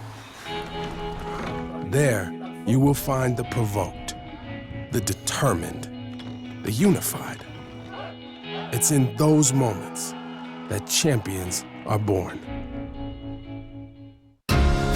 Moving from Turkey, it was a rough journey for me because when you don't really speak the language that well and when you don't really fit in the crowd, it's very easy to disappear. But I decided not to give up, and UMass helped me. The University of Massachusetts Boston, with its scenic oceanfront campus, easily accessible to downtown Boston, is recognized as a model of excellence for urban public universities. 16 NCAA Division III sports are part of the more than 100 student organizations that create an engaging campus life in America's biggest and best college town. UMass Boston, Boston's urban public research university for the 21st century. Division III allows you to give yourself to other things. Having that free time allows me to pursue the things that I want to pursue. Division III athletics affords students the opportunity to, engage in the other interests in their campus and in their lives outside of that sport. It allows you to just be able to do everything you want to do. I wouldn't change it for the world. And in their lives outside of that sport. It allows you to just be able to do everything you want to do. I wouldn't change it for the world. Joined by head coach Jason Harris at the break. Coach, it was at one point 32-16. You were getting up. Obviously, those threes aren't going to fall all game long, but what do you need to do defensively to slow down their offense? Well, those threes will fall all game long because they're good shooters, and we're doing a really crap job right now of contesting on the threes. We have 10 turnovers, giving up 8 threes, giving up 6 offensive rebounds. I mean, these are all effort stats, and after coming off a loss, like, we can't have these things. So play harder, Seth. Play harder. Offensively, the 2-3 seem to give you a little bit of problems early, especially since the threes weren't falling. What are you looking to do in the second half? Again, it starts with our defense. If we're taking the ball out of the net, it's hard to run. We got to get stops, we got to get rebounds, and then we got to be able to run so that we don't give them time to set up the two. Right now this game's being played at their pace, and that's not good for us. So we're going to go rip them a little bit here. We're going to try to, kick a sleeping dog and see what we can get from them. I don't know, Seth. I got to go. Sorry. Thanks, Coach. We'll head back up top. We'll see if the Beacons have a different effort in half number 2. Imagine yourself at one of fewer than 300 prestigious research universities in the country, located on a peninsula overlooking the Boston Harbor, just minutes from downtown Boston. Imagine what it would be like to be a student here. I imagine myself succeeding in the business world. I imagine taking advantage of all the clinical opportunities in Boston. Want to go into the police force for a little bit and ultimately end up either working for the Department of Homeland Security or the Department of ICE. I imagine studying biology, working hand in hand with the professor. There are many reasons students are attracted to UMass Boston. Just imagine the opportunity to participate in research, live and learn in Boston, and to experience true diversity. Our researchers have expanded the research enterprise admirably over the last decade. They have engaged in important environmental stewardship. They are at the frontiers of the life sciences and public health.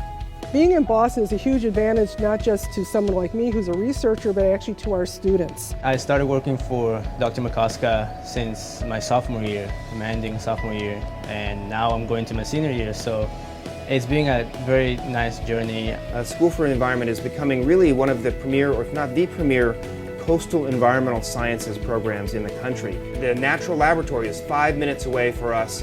The undergraduates and the graduate students can jump on the T or walk out the door or drive 5 minutes and grab sediment samples and vegetation and talk to watershed associations. It's really a wonderful opportunity for our students here with this location.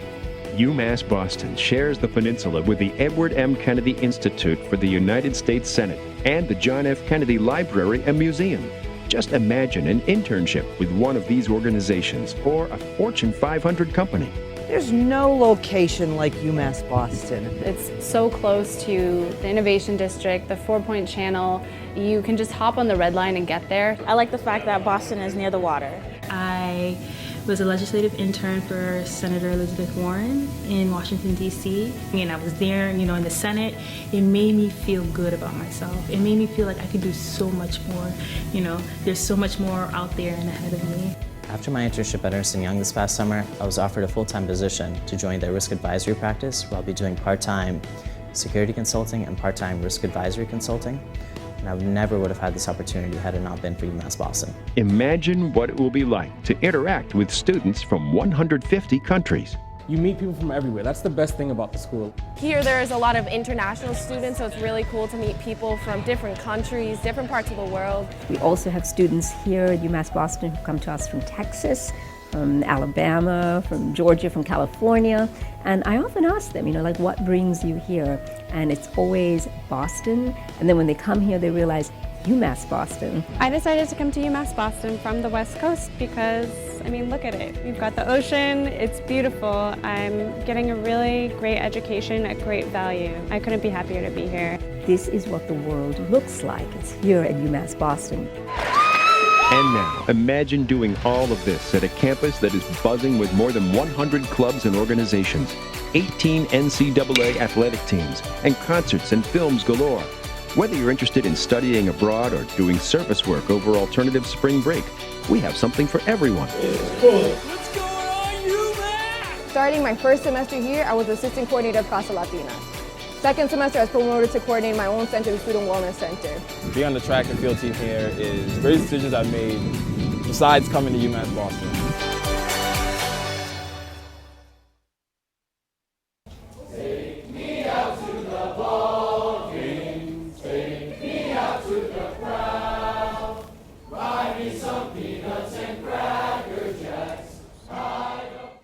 The UMass Boston Beacons baseball team, who went 23-15 this year, and have consistently been a leader in their conference without having a home field to play on. That will change next season. I am so happy and excited to join Boston College High School and your wonderful president to celebrate this symbol of our institution's friendship as well as our shared commitment to this special neighborhood.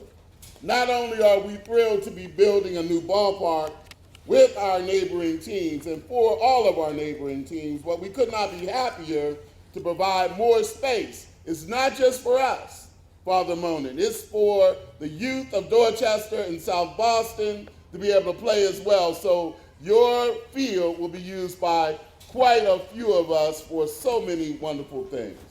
But my hope is that the sound of the band that's so irresistible to us at Fenway Park will echo through this field and will call further together the academic communities of BC High and of UMB, but especially that it will call together the youthful neighborhood communities of boys and girls who are awaiting it so eagerly.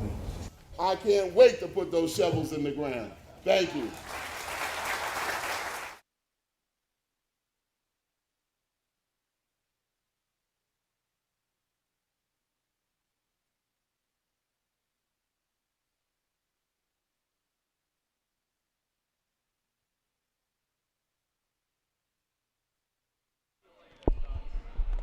Oh, welcome back. Welcome back to the Clark Athletic Center. You see the stats right there. Bridgewater State hitting a blistering 8 of 14 from distance. Good for 57.1%, 48% overall. The Beacons shot 44%, but just 2 of 8 from the three-point line. You see there's the real difference in this half. Bridgewater State scoring 24 points off threes. The Beacons just 6. The Beacons a perfect 7 of 7 from the free throw line. Bridgewater State 4 of 6. Close in rebounds. Bridgewater State 7 assists versus 9 turnovers. The Beacons 4 versus 10. Points in the paint 16 to 10 in favor of the Beacons. Second chance points 11 to 5 and bench points 16 to 5. But the only category that matters, Bridgewater State leading 40 to 33. Let's take a look at the team leaders. Sam Freeman and Iser Barnes have 9 points apiece for the Beacons, 7 from Dan Powers, 6 from Alex Sanchez. On the other side, Rocky DeAndrade leads all players. He's 4 of 6 from distance, 5 of 8 overall. He's got 14 points. Fawaz Mass has 11. The Beacons have just 3 players with 3 rebounds. On the other side, Greg Armanco's got 5 rebounds, 4 points, and 2 assists. The Beacons don't have a block. And Keon Armstrong leads all players with his 3 steals. Right now, we'll take a look around Beaconville. UMass Boston women's basketball dropped their 3rd straight game, a 77-68 loss to Bridgewater State. They trailed by as many as 25, cut it down to single digits late, and ended up losing by 9. Men's hockey back in action tomorrow night. We'll have that one for you on the Beacons Broadcast Network. 7 p.m. start. Women's hockey's at Johnston Wells on Saturday, part of all of our winter teams in action. There'll be a triple header here at home. Men's and women's basketball against Rhode Island College and men's hockey against New England College, all found on the Beacons Broadcast Network. Take a look around the rest of the conference. 3 other games in action tonight. Becker College nearly knocked off Keene State College, the reigning 2-time champion in the Little East Conference. Plymouth State leads Green Mountain College in a high-scoring affair at half. And Rhode Island College 66 points in the first half against Elm College. The Beacons will face Jason Harris's alma mater on Saturday here at home. Take a look ahead, and then we'll take a look at the highlights from that first half. UMass Boston will host Rhode Island College on Saturday at 3. They'll take on Plymouth State on Wednesday at 7:30 on the road, and then back at home to take on the reigning Little East Conference regular season champion, Eastern Connecticut State, next Saturday at 3 p.m. Right now, we have the highlights from the first half, and then we'll take a commercial break until the start of half number 2. Near side, Sanchez along 2. He's a bit too strong. Kirksey off the putback and easy top for DeAndre. Then he has a slew of assistants as there's a long 3 from DeAndre. Back battle behind the back. dribble, over for Monco, over the longer Freeman, drains it. Sam looking to drive in, over the taller Ward, way too strong. Freeman the rebound, gets fouled and one. DeAndrade a deep three, drains it. Long three from DeAndrade, another one, he's got it. Mohamed out of Arlington, Mass. His 7th appearance, 29 total minutes. Around Ramat, go up top. Barnes looking for a triple straight away, gets it.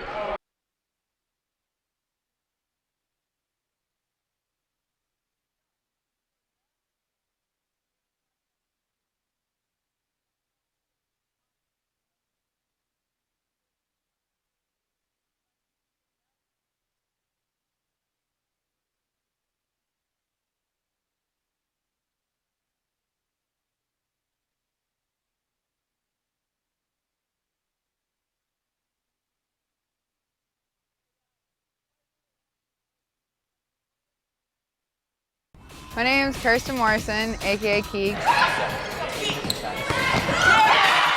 I'm a senior here at UMass. I'm in the Exercise Health Sciences program, and I play volleyball, basketball, and softball.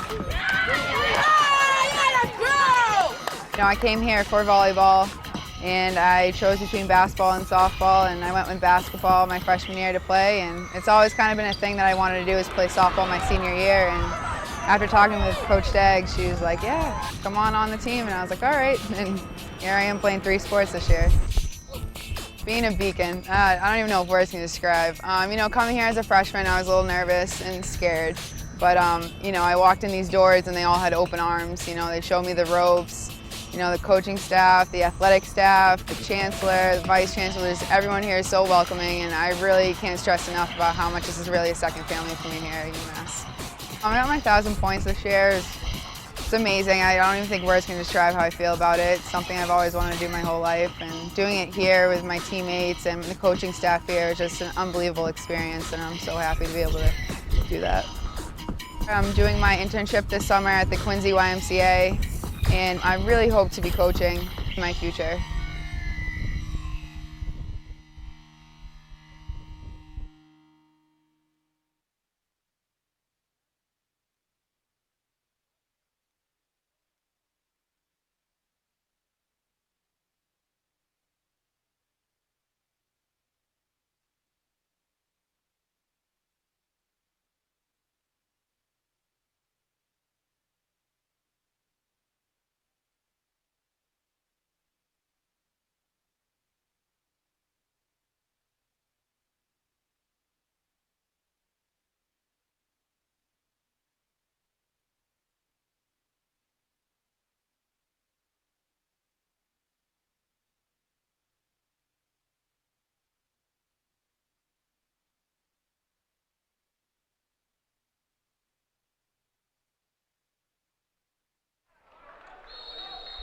UMass Boston will go with Powers, Lee, Barnes, Freeman, and Kirksey to start the second half. A bit of a change with Powers in there for Dason Sinelli, facing off against this 2-3 zone of Bridgewater State.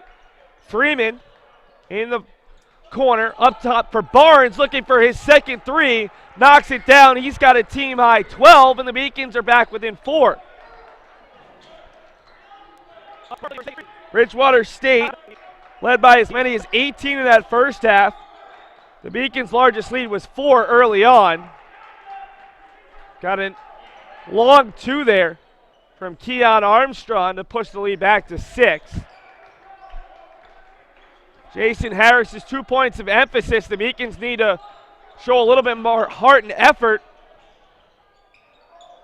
They also need to limit the turnovers as Freeman can't handle that one, and it's into the hands of the Bears. Mass looking to go the whole way over Lee, can't finish, and Powers picks it up.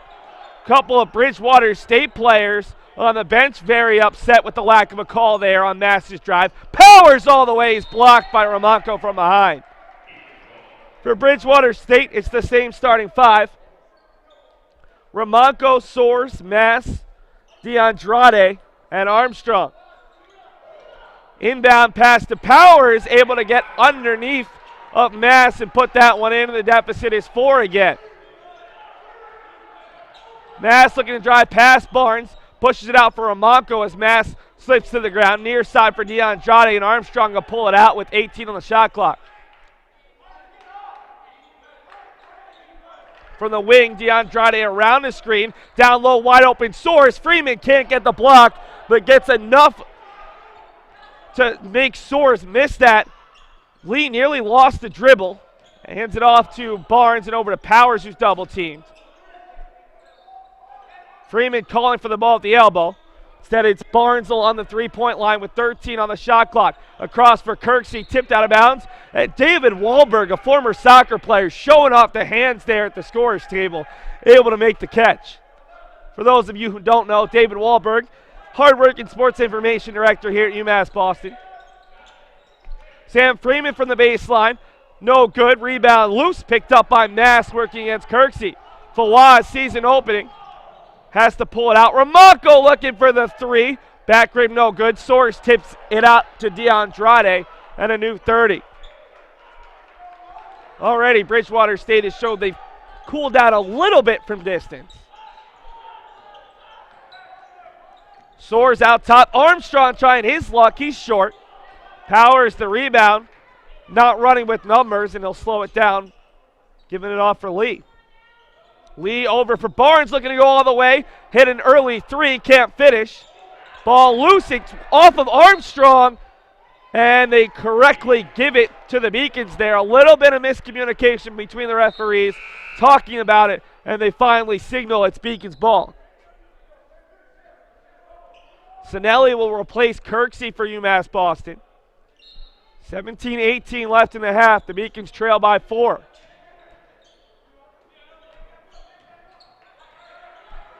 Lee for Powers. Now Sinelli looking to drive. Hands it off to Freeman, who goes right into the body of Mass. It's a jump ball. Bridgewater State will grab it. The Beacons coach is immediately yelling at Sinelli. That's a chance you have to put up yourself. Dason was wide open. He just saw Sam Freeman and felt more comfortable giving the ball off. Barnes right on the back of DeAndre, riding him the full 94 feet potentially. Trying to make Rocky's life difficult. What a great name, Rocky DeAndrade. Junior out of Mansfield, Mass, one of the captains on this year's team. Freeman, the first block of the game for the Beacons, gave him 2, both on Mass, and now it's going to be Barnes running 1-on-2 all the way to the hoop. Can't finish. Rebound ends up in his hands. Barnes is contacted on the way up, does not get the call, and ends up with his back on the floor. Armstrong all the way. He was contacted, no call. Let him play, say the refs. Barnes all the way this time around a player, and it's a 2-point game.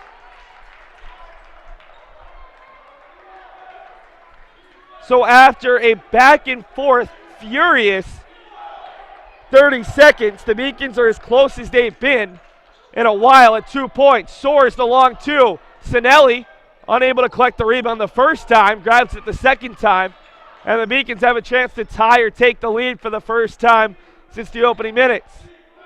Sinelli back for Lee, now it's Powers. Powers with Armstrong on his right. He'll pull up from 4, too strong. Rebound loose, Powers picks it up with the right hand, and we're all tied at 42. UMass Boston a 9-2 run to start the second half. Both teams will send a substitute in after the media timeout. Next stoppage will cost the media. Mass forced to give it up for Armstrong. Now it's DeAndrade working on the freshman Sinelli. Over from Mass, over Lee. Three-pointer is good. And Bridgewater State grabs the lead right back at 45-42. Mass was semi-quiet in the first half, just 11 points, averages 19. Powers tried to go all the way, stripped of it. Mass one-on-one with Lee, and Lee gives up the foul, a smart one on Ty Lee. It was his third of the game, and we'll get a media timeout. UMass Boston has cut the deficit to just 3. Take a timeout along with the teams, and then we'll be back here on the Beacons Broadcast Network.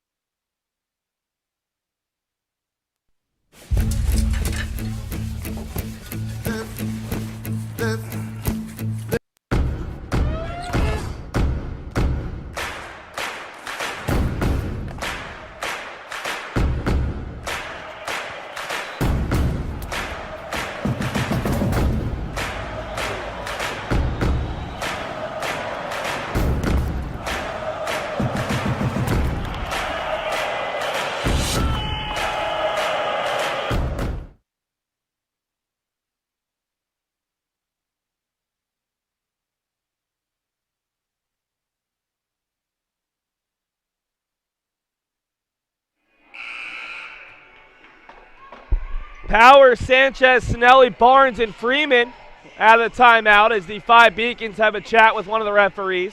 On the other side, DeAndrade, Armstrong, Mass, Soares, and the newcomer is Ward, the lanky freshman, 6'7", 195, giving the Bears some serious size down low. One of a pair of bigs that come off the bench at 6'7" or taller for 25th year head coach Joe Foroba. DeAndrade over to Armstrong, down low for Ward, passing up the 3, left hand hook, no good. Dan Powers, another rebound. Dan had 3 in the first half, averages over 8 a game. Finds Freeman on the baseline, back for Powers, flips it across for Sanchez. Sinelli couldn't make the catch. Sanchez, handoff for Powers, back for Sanchez, and Powers draws the foul, trying to get it over to Alex. It'll go on Keon Armstrong, his second, team's first, 1 apiece. The Beacons have 6 players on the floor, and now Sam Freeman will head to the bench. Neil Cesar replaces him. It was a long period there where it didn't seem like anyone knew who was coming off. Powers for Sanchez, drives baseline, kicks it out top for Sinelli, looking to go all the way. Acrobatic finish, and Dayson cuts the deficit to 1 at 45-44. Sinelli really seems to be in his element when he's attacking the basket, going downhill. Mass from the baseline had to throw it out, and Armstrong able to save him on that one. It's out of bounds off the Beacons as Barnes got his hand on it last. Mass was looking to go up, and Cesar had done such a nice job of closing out that he thought it was going to be blocked. Able to hold up and stay up long enough to get the pass off. Ward looking to go down low for Armstrong, and it's tipped out of bounds by Powers. Still 11 on the shot clock, 14:05 to go in regulation. Got a good one for you right now. The Beacons trail by as many as 18. They've cut it to 1. Tied it a few moments ago before a 3 from Fawaz Mass. Ward up top, over to Armstrong with 5. 3 over Sinelli. Another triple, the 10th of the game for Bridgewater State to stretch the lead back to 4. Sanchez whips it out. Powers trying to answer. A little bit too strong as it bounced in and out. DeAndrade being double teamed right at the half-court line. This has been a bit of a mismatch as there's a ball on the floor. One of the youngsters on the Bridgewater State side couldn't hold on to it. And they'll blow the whistle with 20 on the shot clock. It allows the Beacons to get Sam Freeman back into the game. So that youngster gave the Beacons a bit of a break. And now they'll get Ty Lee in for Sinelli. So Iser Barnes and Dayson Sinelli will head off. Sam Freeman and Ty Lee back in.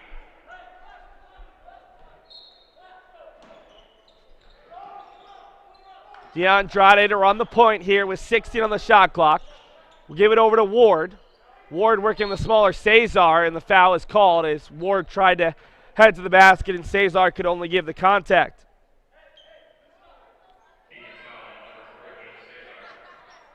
Neal's first, Beacon's second. Haven't seen a ton of free throws in this game, just 13 in the first half. 7 for the Beacons, 6 for Bridgewater. New 30.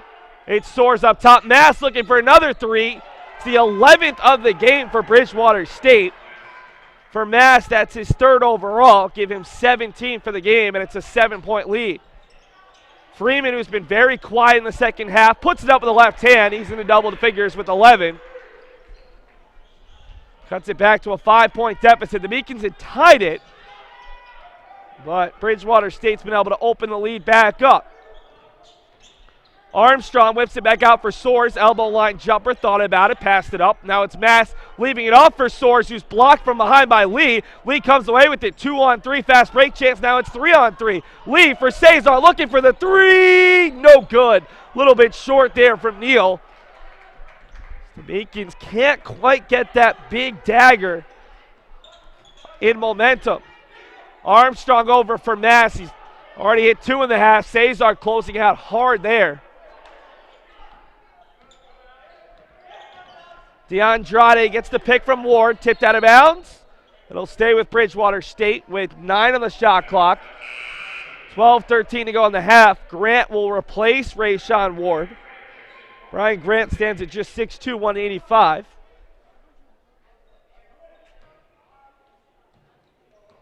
See Rayshawn Ward check in the next whistle. It's Fawaz Mass throwing up another three. This time falls off the rim to Powers. Lee picks up the dribble. It's tapped right back, getting by Grant. He'll reset with 20 on the shot clock. Over for Powers. Cesar lurking in the back corner. Instead, it's Sanchez on the baseline. Cut. He can't finish with the right hand. The lead is 5 for Bridgewater State as we close in on the next media timeout. Already under the 12-minute mark, so the next whistle will bring us to the media timeout. Soares looking to go all the way, and he can't quite finish. Fighting in there is Grant, and Powers wrestles it away. Sanchez all the way, couldn't quite hold on to the dribble, then he tried to find Powers. Bounces right back at him, finds Freeman, goes up, and Freeman draws the foul on Soares. He'll head to the line after the break. We'll take it with the teams. UMass Boston trying to cut the deficit back to a single possession. Celebrate the soggy shoes and the slow starts. Celebrate the lessons learned along the way.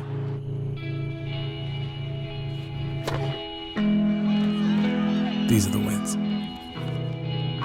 Not the shiny, nail-biting kind. These are the last a lifetime kind.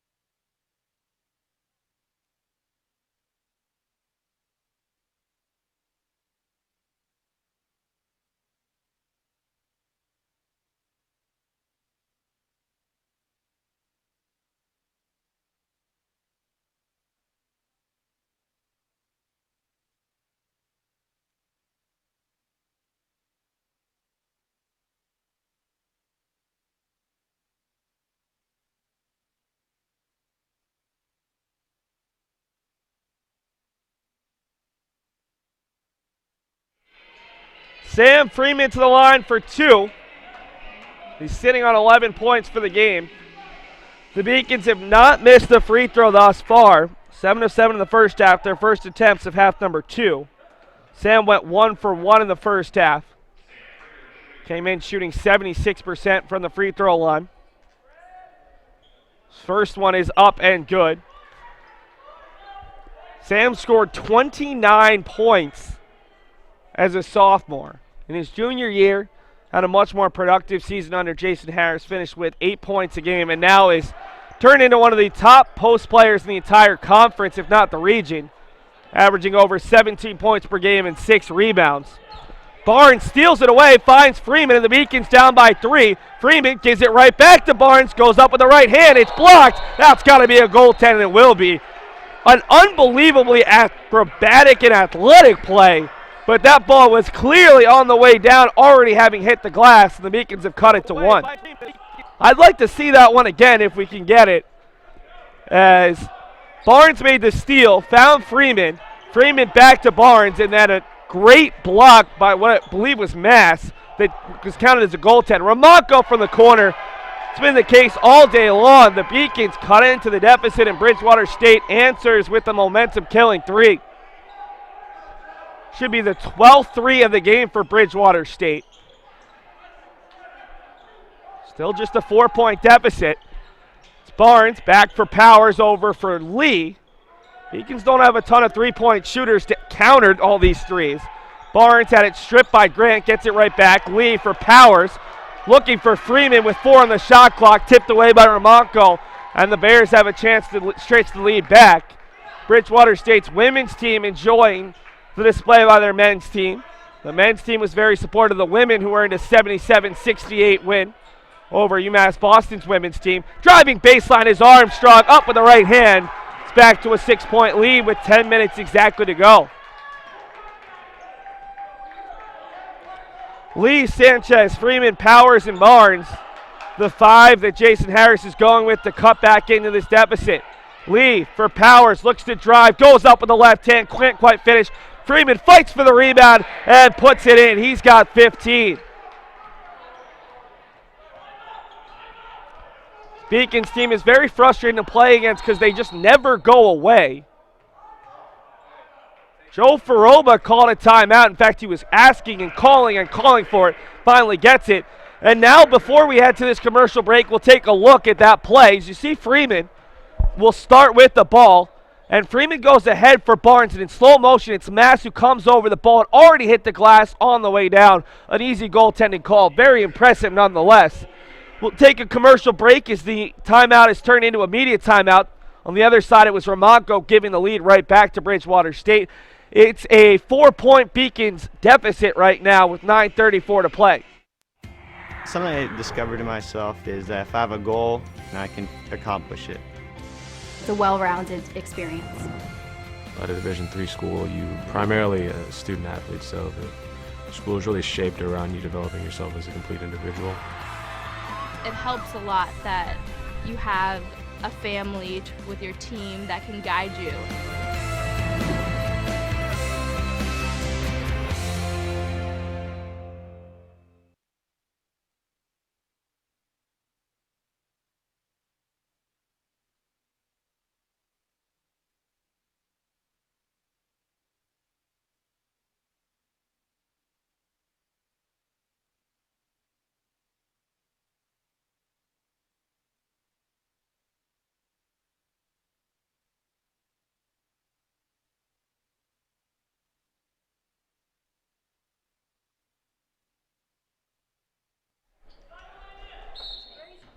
Bridgewater State to inbound the ball, 56-52 in favor of the Bears. DeAndrade working against the Beacons point guard Lee. Moss had a bit of space for a moment, gives it off for Ramonko, has to pick up the dribble. 10 on the shot clock after the Bears timeout. Ward giving the screen. Instead, DeAndrade goes the other way, floats it up with the left hand, no good. 3 Beacons in the vicinity, and the Beacons have DeAndrade behind the play. It's Powers from Cesar, and the foul. Barnes actually with the assist. The Beacons have a chance to cut it back to 1 once again. Beautiful little dish. We'll take a look at that one shortly. As Powers sliding in from the far side, able to grab the pass and in rhythm, knock down the layup and draw the foul. Dan's had a nice one today as he knocks down the free throw. Much lower scoring second half. Bridgewater State has just 16 points here in the first 10 minutes. Beacons trying to slow down the game at points and also speed it up in transition. That one's out of bounds off Sanchez. Trying to take it away by DeAndrade, who actually rolled up on the referee after the missed lay-in. And that allowed the Beacons to get numbers out in transition. Mass working on Barnes, and they call the hand check, an easy foul there. Iser is fast, but Mass had a step that time. It'll be the third on Iser, the third overall on the Beacons, 3 on each side with 8:51 to go. Free throw shouldn't become a factor quite yet. New 30. Ward looking down low for Mass, kicked away by Freeman. And they'll add 3 seconds back to the shot clock to reset it at 30.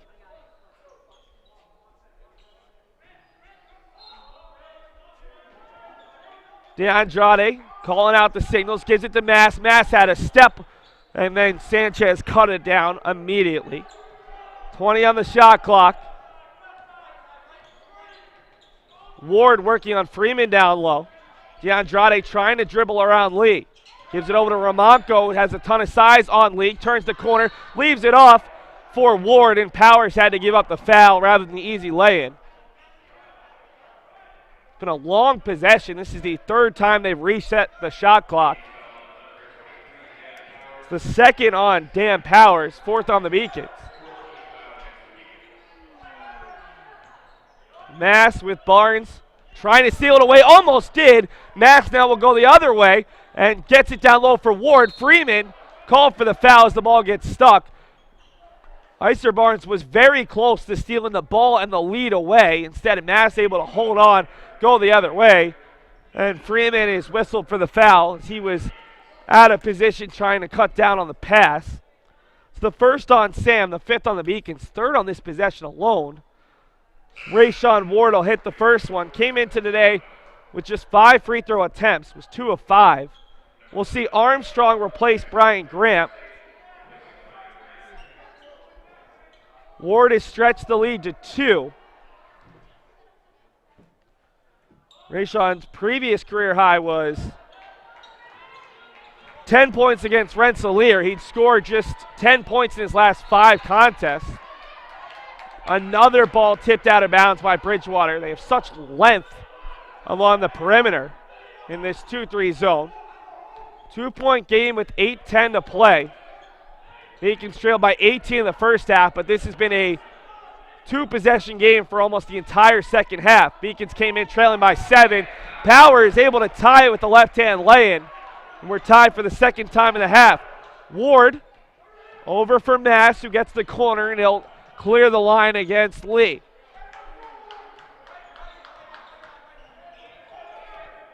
Mass gets the pick from Romanco, looks to turn all the way, runs into Freeman, no call. Powers and Sanchez running the break. Ahead for Sanchez, the Beacons had the lead.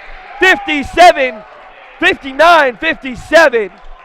As the referees not calling the foul either way. Fawaz Mass hit Freeman in the paint, and both players bounce backwards. We'll get a timeout by Bridgewater State. It'll become a media. We'll take a break along with the teams. UMass Boston with their first lead since the opening 2 minutes of play. UMass Boston was my first choice because when I came to the campus, I saw that there was a lot of diversity. There's a lot of people. Here there is a lot of international students, so it's really cool to meet people from different countries, different parts of the world. I'm Julia Murphy. I'm from Canton, Massachusetts. I'm Olivia Murphy. I'm from Canton, Massachusetts. We're sisters. We're sisters. I play volleyball and she plays basketball. Here they have a freshman success community. So each major has their own community that you can join as a freshman, and you take classes with them, you do study groups with them. So it was really helpful getting to know people in your major right away. So in health exercise sciences, we have an internship at the end, so it's so much better to have like an advisor helping you out, like telling you which classes to choose.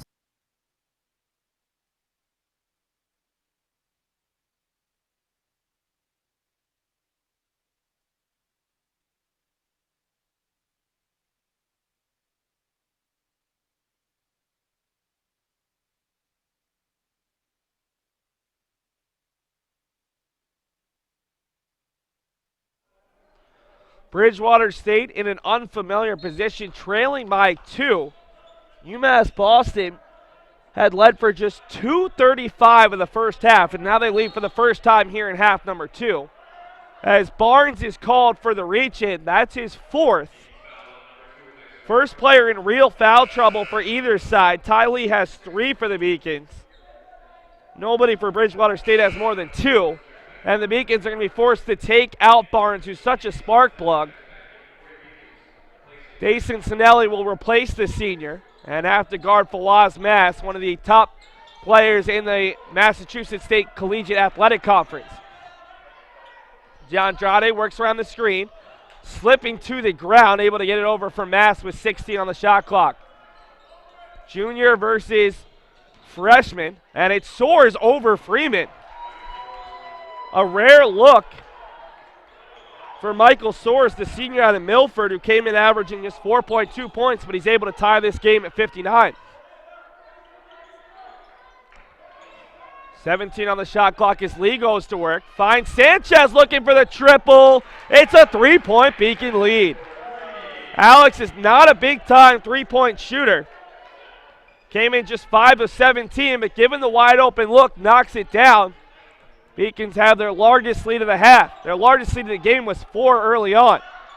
DeAndrade slips it over for Soares, gets the foul, has a chance to tie it. Ty Lee's going to be called for the foul this time. That's his 4th. So just as things are getting bad, Bridgewater State goes to one of their senior captains, And Michael Soares has a chance to make it 5 straight points for him on his side. It's the 4th on Lee, so Lee and Barnes both with 4 each. The only other player that the Beacons really have on the bench that they've used outside of Barnes right now is Neil Cesar, who's had a quiet night. Freeman for Powers. The Beacons will keep Lee out there to run the point. 17 on the shot clock as the Beacons really haven't initiated much yet. Lee working on Armstrong, gets to the free throw line. Down low for Freeman, working on the smaller Mass, able to put it home. 2-point Beacon lead. Really nice response from UMass Boston after trailing by as many as 18 late in the first half. Armstrong works around his screen. Instead, Soares will go the other way and find Ramonko. Armstrong over Lee, little bit short. Powers another rebound. He's been all over the glass here in the second half. Had 3 in the first half. He has to have at least 6 or 7 here in the second. Freeman from the free throw line. Triple team in the middle of that 2-3. Looks to dribble, stripped away by DeAndrade. Freeman slow to get up, and DeAndrade will dribble into the front court. 5:14 to play as Barnes will head back to the scorer's table with 4 fouls. DeAndrade gets the screen from Soares. Now we'll look to go back to the right. Over to Mass, looking for another 3. Little bit short. Powers, the first player to pounce on the ball. Under 5 to go. Can the Beacons stretch out this 2-point advantage? Bridgewater State was on fire from distance in the first half. They've gone cold here in the second. Beacons passing the ball around the perimeter. Sanchez again, give it to him! Alex Sanchez had 5 threes in first semester in the game against Regent all season long. He's got 2 here in the second half in the span of 4 possessions. 5-point Beacons lead, their largest of the game. Freeman takes the they give the block. That looked real close. His feet were just outside. Love to see a second look at that one. Sam Freeman was hoping for the charge the whole way, and his feet were very close to the circle. It'll be 2 free throws for Keon Armstrong, just the second on Freeman, but the 8th on the Beacons. So from here on out, we'll see Bridgewater State shoot the 1-and-1 and then the double bonus as Barnes will replace Sinelli and Freeman will get a rest. The Beacons hope it'll be a short one as there's just 28 seconds before the 4-minute mark. And of course, the final media timeout. 67-63. UMass Boston leads after trailing for close to 30 minutes. Armstrong can't hit the second, and it's controlled by Sanchez. Sanchez the handoff for Lee. The Beacons really small right now. 4 guards and Powers playing the center. Lee to the far side working on the bigger Ramonko. Looks to drive. Ramonko jumped on it, but Barnes came out of nowhere to pick it up. Down to 8 on the shot clock. Sanchez drives to the hoop, gets the foul, and 1! Alex Sanchez, our player to watch, is having a huge second half. And right now, while we've got a second, we'll take a look at the last replay we wanted to show you. That block charge call. We'll see if it's a little bit easier the second time around. You see Freeman, maybe a little bit of late movement, very close either way. There was the shot the other way as Sanchez hits the second. The Beacons lead by 7. Mass looking to drive on Sanchez, leaves it off for Armstrong down low, and he cuts it back to 5. 70-65, UMass Boston leads. Under 4 minutes to play in what has been a very fun contest between these intrastate rivals. Lee dribbles into the top of the key. Now it's Powers. Sanchez looking for another one. Give it to him. Alex Sanchez has 3 triples in the last 3 minutes, and he is catapulting the Beacons towards a victory. Sanchez has 12 points alone, 3 3-pointers, and a 3-point play here in the last 10 minutes of the half. Not too shabby for a guy who averages 9.7 points on the season. 73-67. Barnes working on Mass, tries to get all the way, leaves it up well short, and Powers comes in to foul Armstrong. That actually was a remarkably good foul that was not intended to be so, but if Armstrong had been able to land there, Bridgewater State had a player leaking out. Armstrong appears to be okay. He'll be shooting the 1-and-1 after this media timeout. 2:53 to play. The Beacons trying to hold on. They lead by 6 after that third foul by Dan Powers. Cheer for the stumbles. The he shoulda had that's. And the tears that linger. For in those moments, greatness lies. There, you will find the provoked, the determined, the unified. It's in those moments that champions are born.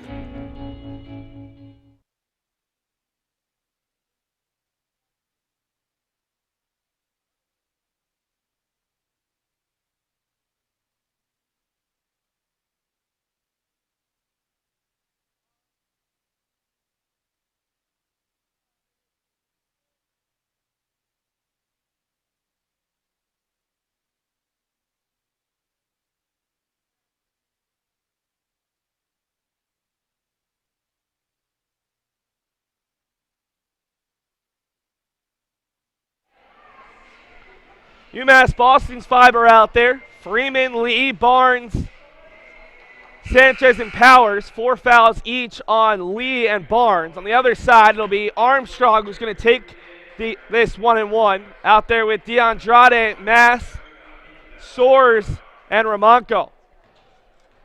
Remember, Bridgewater State, a veteran side. This group out there right now, 4 seniors and a junior. As Armstrong hits the first. The Beacons, kind of a mixed bag.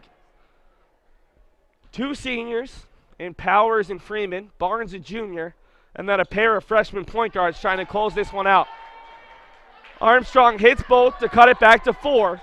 19 fouls on the Beacons, just 4 on Bridgewater State. They can give fouls and not give up free throws if they try to get aggressive coming off inbounds. Sanchez for Powers, behind the back dribble, trying to get it to Freeman. Ramonko got a hand in on it. Down to 10. Back out for Powers. Barnes wants it, working on Mass. Flips it out to Lee with 6. Powers flips up a 3. Nails it! Dan Power with the hand in his face. The Beacons are the team that's getting hot here from behind the arc, just as Bridgewater State used the 3 ball to try to push the game out of hand in the first half. Mass looking to go all the way. Freeman tries to draw it, and this time he does. A charge on Fawaz Mass, and the Beacons will get the ball back up by 7. Tied for their largest lead of the game. Freeman made sure that time that he was cemented to the floor, and he gets the call.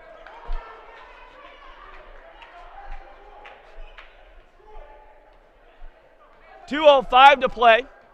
UMass Boston in no hurry on this possession. Still 21 on the shot clock. Lee finds Freeman working on Ramonko. Double team Cubs. Freeman is called for the travel. Little bit of movement there. 1:53 to go. Bridgewater State's hit over a dozen 3-pointers. All they need is 1 or 2 to get right back in this one. DeAndrade around a screen from Soares. Mass cutting to the basket. Instead, it's to the far side for Armstrong. Stripped to the ball by Sanchez. It's a foot race. Sanchez out ahead, and he gets it to fall. Alex Sanchez is having the game of his collegiate career. Remember, had his worst game the last time out. Just 2 points against Regis. Today, he's close to 20, and he's had some key plays. As Barnes nearly had the steal on Mass. It's a 9-point lead, the largest of the day for the Beacons. 1:15 to play. DeAndrade loses the dribble. Down to 9 seconds. Gives it up for Soares. Out wide. Moss looking for a 3. He's fouled, and it works. A chance for a 4-point play, and that's 5 fouls on Isaac Barnes. What a game-changing play potentially, as Barnes makes the slow walk to the bench. Jason Harris still deliberating. Will it be Cesar or Sinelli? It's a 4-point play, potentially, with Fawaz Mass, the team's leading scorer, heading to the line. It'll be Neil Cesar, senior out of Randolph, checking in. Bridgewater State won't go away, just as the Beacons are used to using that as their MO. It'll be Mass to the line. Fawaz on the season, a 72.2% free throw shooter. Gets to the line a lot, 8.1 attempts per game. His free throw tickles the twine and cuts the deficit to 5 with 69 seconds to play. Here comes the pressure. Remember, Bridgewater State has fouls to give. Cesar makes the catch. It's a 2-on-1 in the front court. Freeman will slow it down and over to Powers. Bridgewater State can foul right now, force the inbound. Instead, they're going to let it play out.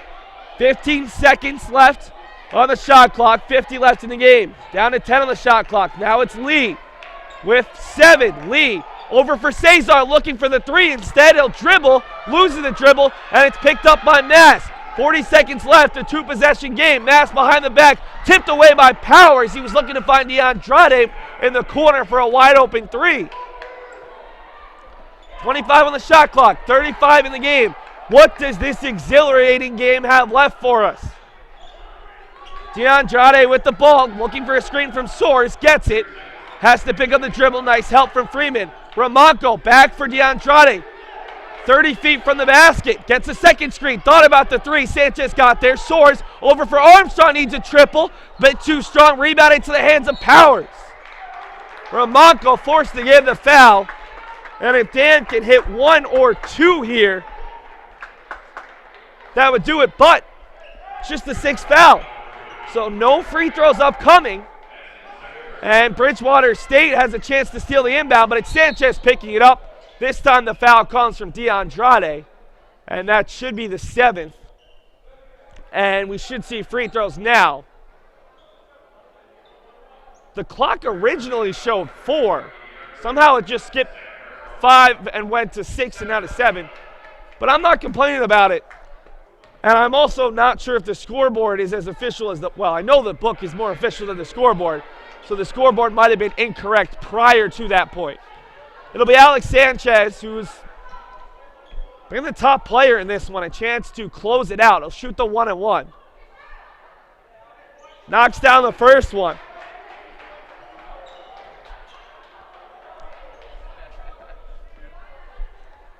And a chance to hit the second with 14.1 to play. This is a good win for UMass Boston against a good team. They can hold on.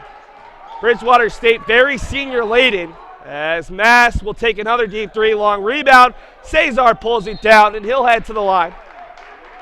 7-point lead. Neil Cesar looking to just cap this one off with a bow as he'll shoot the 1-and-1.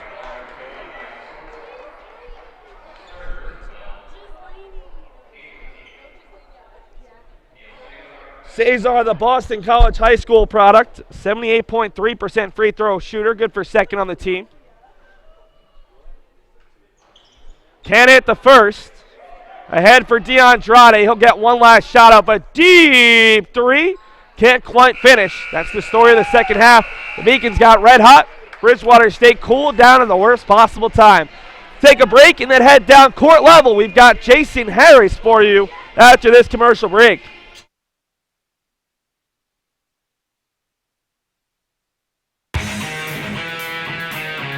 My name is Albie Daly. I'm from Able Park, New York. I'm a forward on the UMass Boston men's hockey team, and my current major is exercise and health sciences.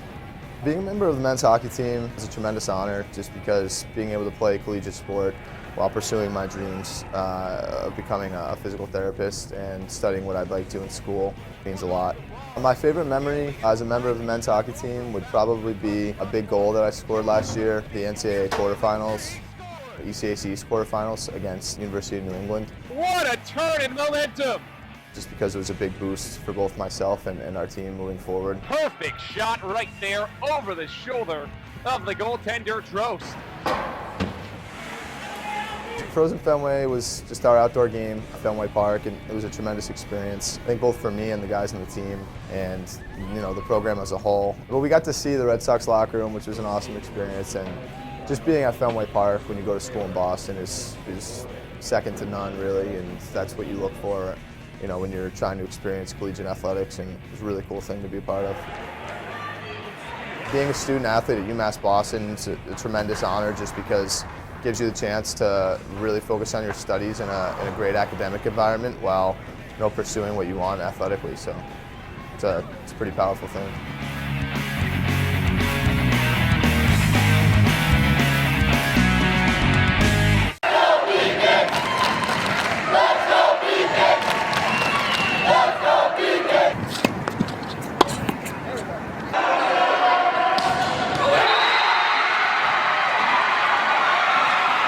Come on, Jake. As usual, she wins it. A chance in front. Her shot is in the net. Crystal elated. One of the big stories of that second half, Alex Sanchez, he had his worst game collegiately against Regis. His biggest game offensively today, 24 points. He didn't hit threes all first semester, hit 3 big ones in that second half.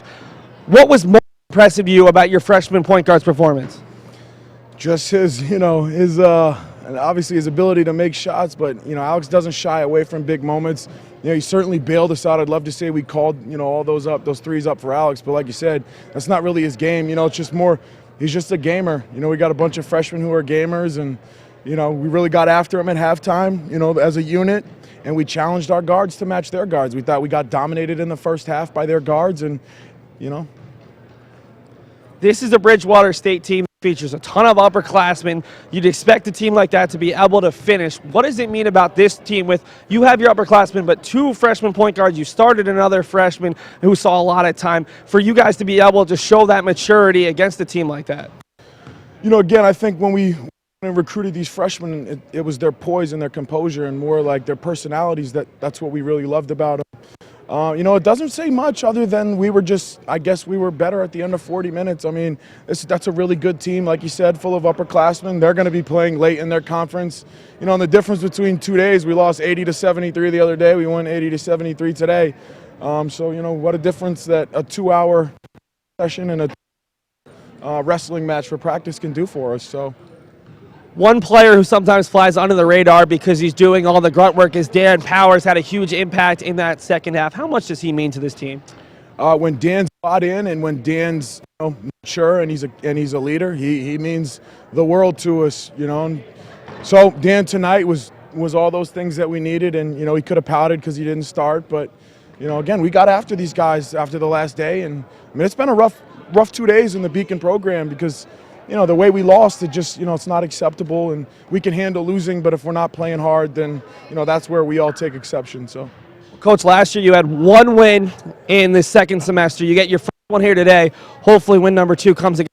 Thanks so much for your time. Yeah, it's just, this was the biggest game of our year, and next game's the biggest game of our year. You're not going to loop me into that. Well, that's Jason Harris. Always honest, always funny. Normally insightful. We'll head back up top, look at the highlights from that second half, and close it out here on the Beacons Broadcast Network.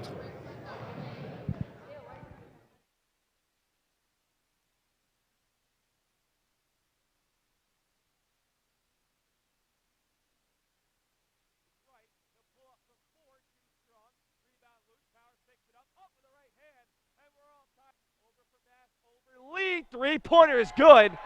Freeman gives it right back to Barnes, goes up with the right hand. It's blocked. That was counted as a goaltend. Ramonko from the corner. It's been the case in the vicinity, and the Beacons have DeAndrade behind the play. It's Powers from Cesar, and possession game for almost the entire second half. Beacons came in trailing by 7. Powers, Andrade slips it over for Soares, gets the foul, has a chance to tie it. Ty leads. Beacons passing the ball around the perimeter. Sanchez again, give it to him. Alex, 5-point Beacons lead, their largest of the game. Freeman takes the knock clock. Sanchez drives to the hoop, gets the foul, and to the top of the key. Now it's Powers. Sanchez looking for another one. Give it to him. Working on Mass, flips it out to Lee with 6. Powers flips up a 3, nails it. Gives it up for Soares. Out wide, Moss looking for a 3. He's fouled, and it works. We graduate 17,000 students every year, and the vast majority of them stay in Massachusetts. We have over 280,000 graduates in Massachusetts today. We graduate people in critical fields, engineering, STEM fields. We graduate people with research experience where they can start their own companies. It is amazing to see what UMass graduates accomplish once they leave the university. I remember vividly my own graduation from UMass. It was a beautiful day. It was perfect weather. I remember the pride that my mother and father felt. I could see it in their eyes. Here it is, 30 years later, I get an opportunity to preside over UMass commencement. It is so moving and inspiring for me to think this is what it's for. Here we are, we have these graduates that we're going to unleash on the world, ready to take on the world, happy about the accomplishment, but also hopeful about the future. It's hard not to get emotional at a UMass graduation. You see that UMass is here for the Commonwealth, here for a reason.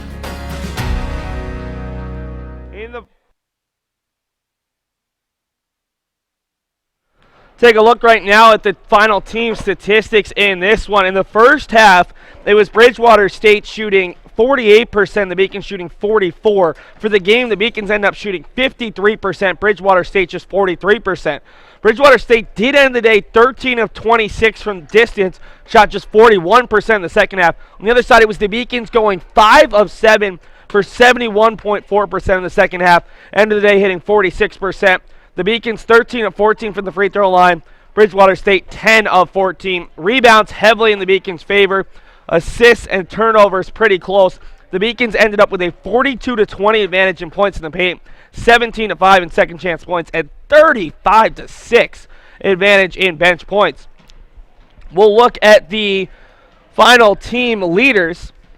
Alex Sanchez, we talked about it down low, 24 points, 8 of 10 from the field, 3 of 3 from distance, 5 of 5 from the free throw line to go along with 2 rebounds and 2 assists. Dan Powers had a monster double-double of 19 points and 16 rebounds.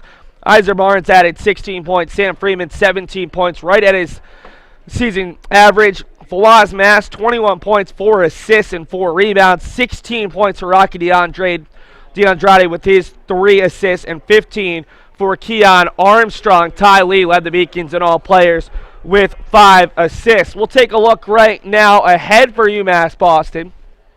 UMass Boston will take on Jason Harris's alma mater, looking for that second win, the all-important second win, as that would actually mark the most wins for Jason Harris as a head coach in a single season. He had 8 at Plymouth State as the interim head coach, 6 a year ago at UMass Boston, looking for a personal career high. They travel to Plymouth State, the other team that he has a connection to here in the conference, on Wednesday at 7:30, and then they'll take on the defending regular season champ on Saturday at 3 p.m. Right now, would like to thank our production crew working both of these games without a complaint. What a great group of guys and girls. My name is Seth Dorensky, your producer and play-by-play guy. Well, maybe not the greatest group of guys and girls. We messed that up a little bit.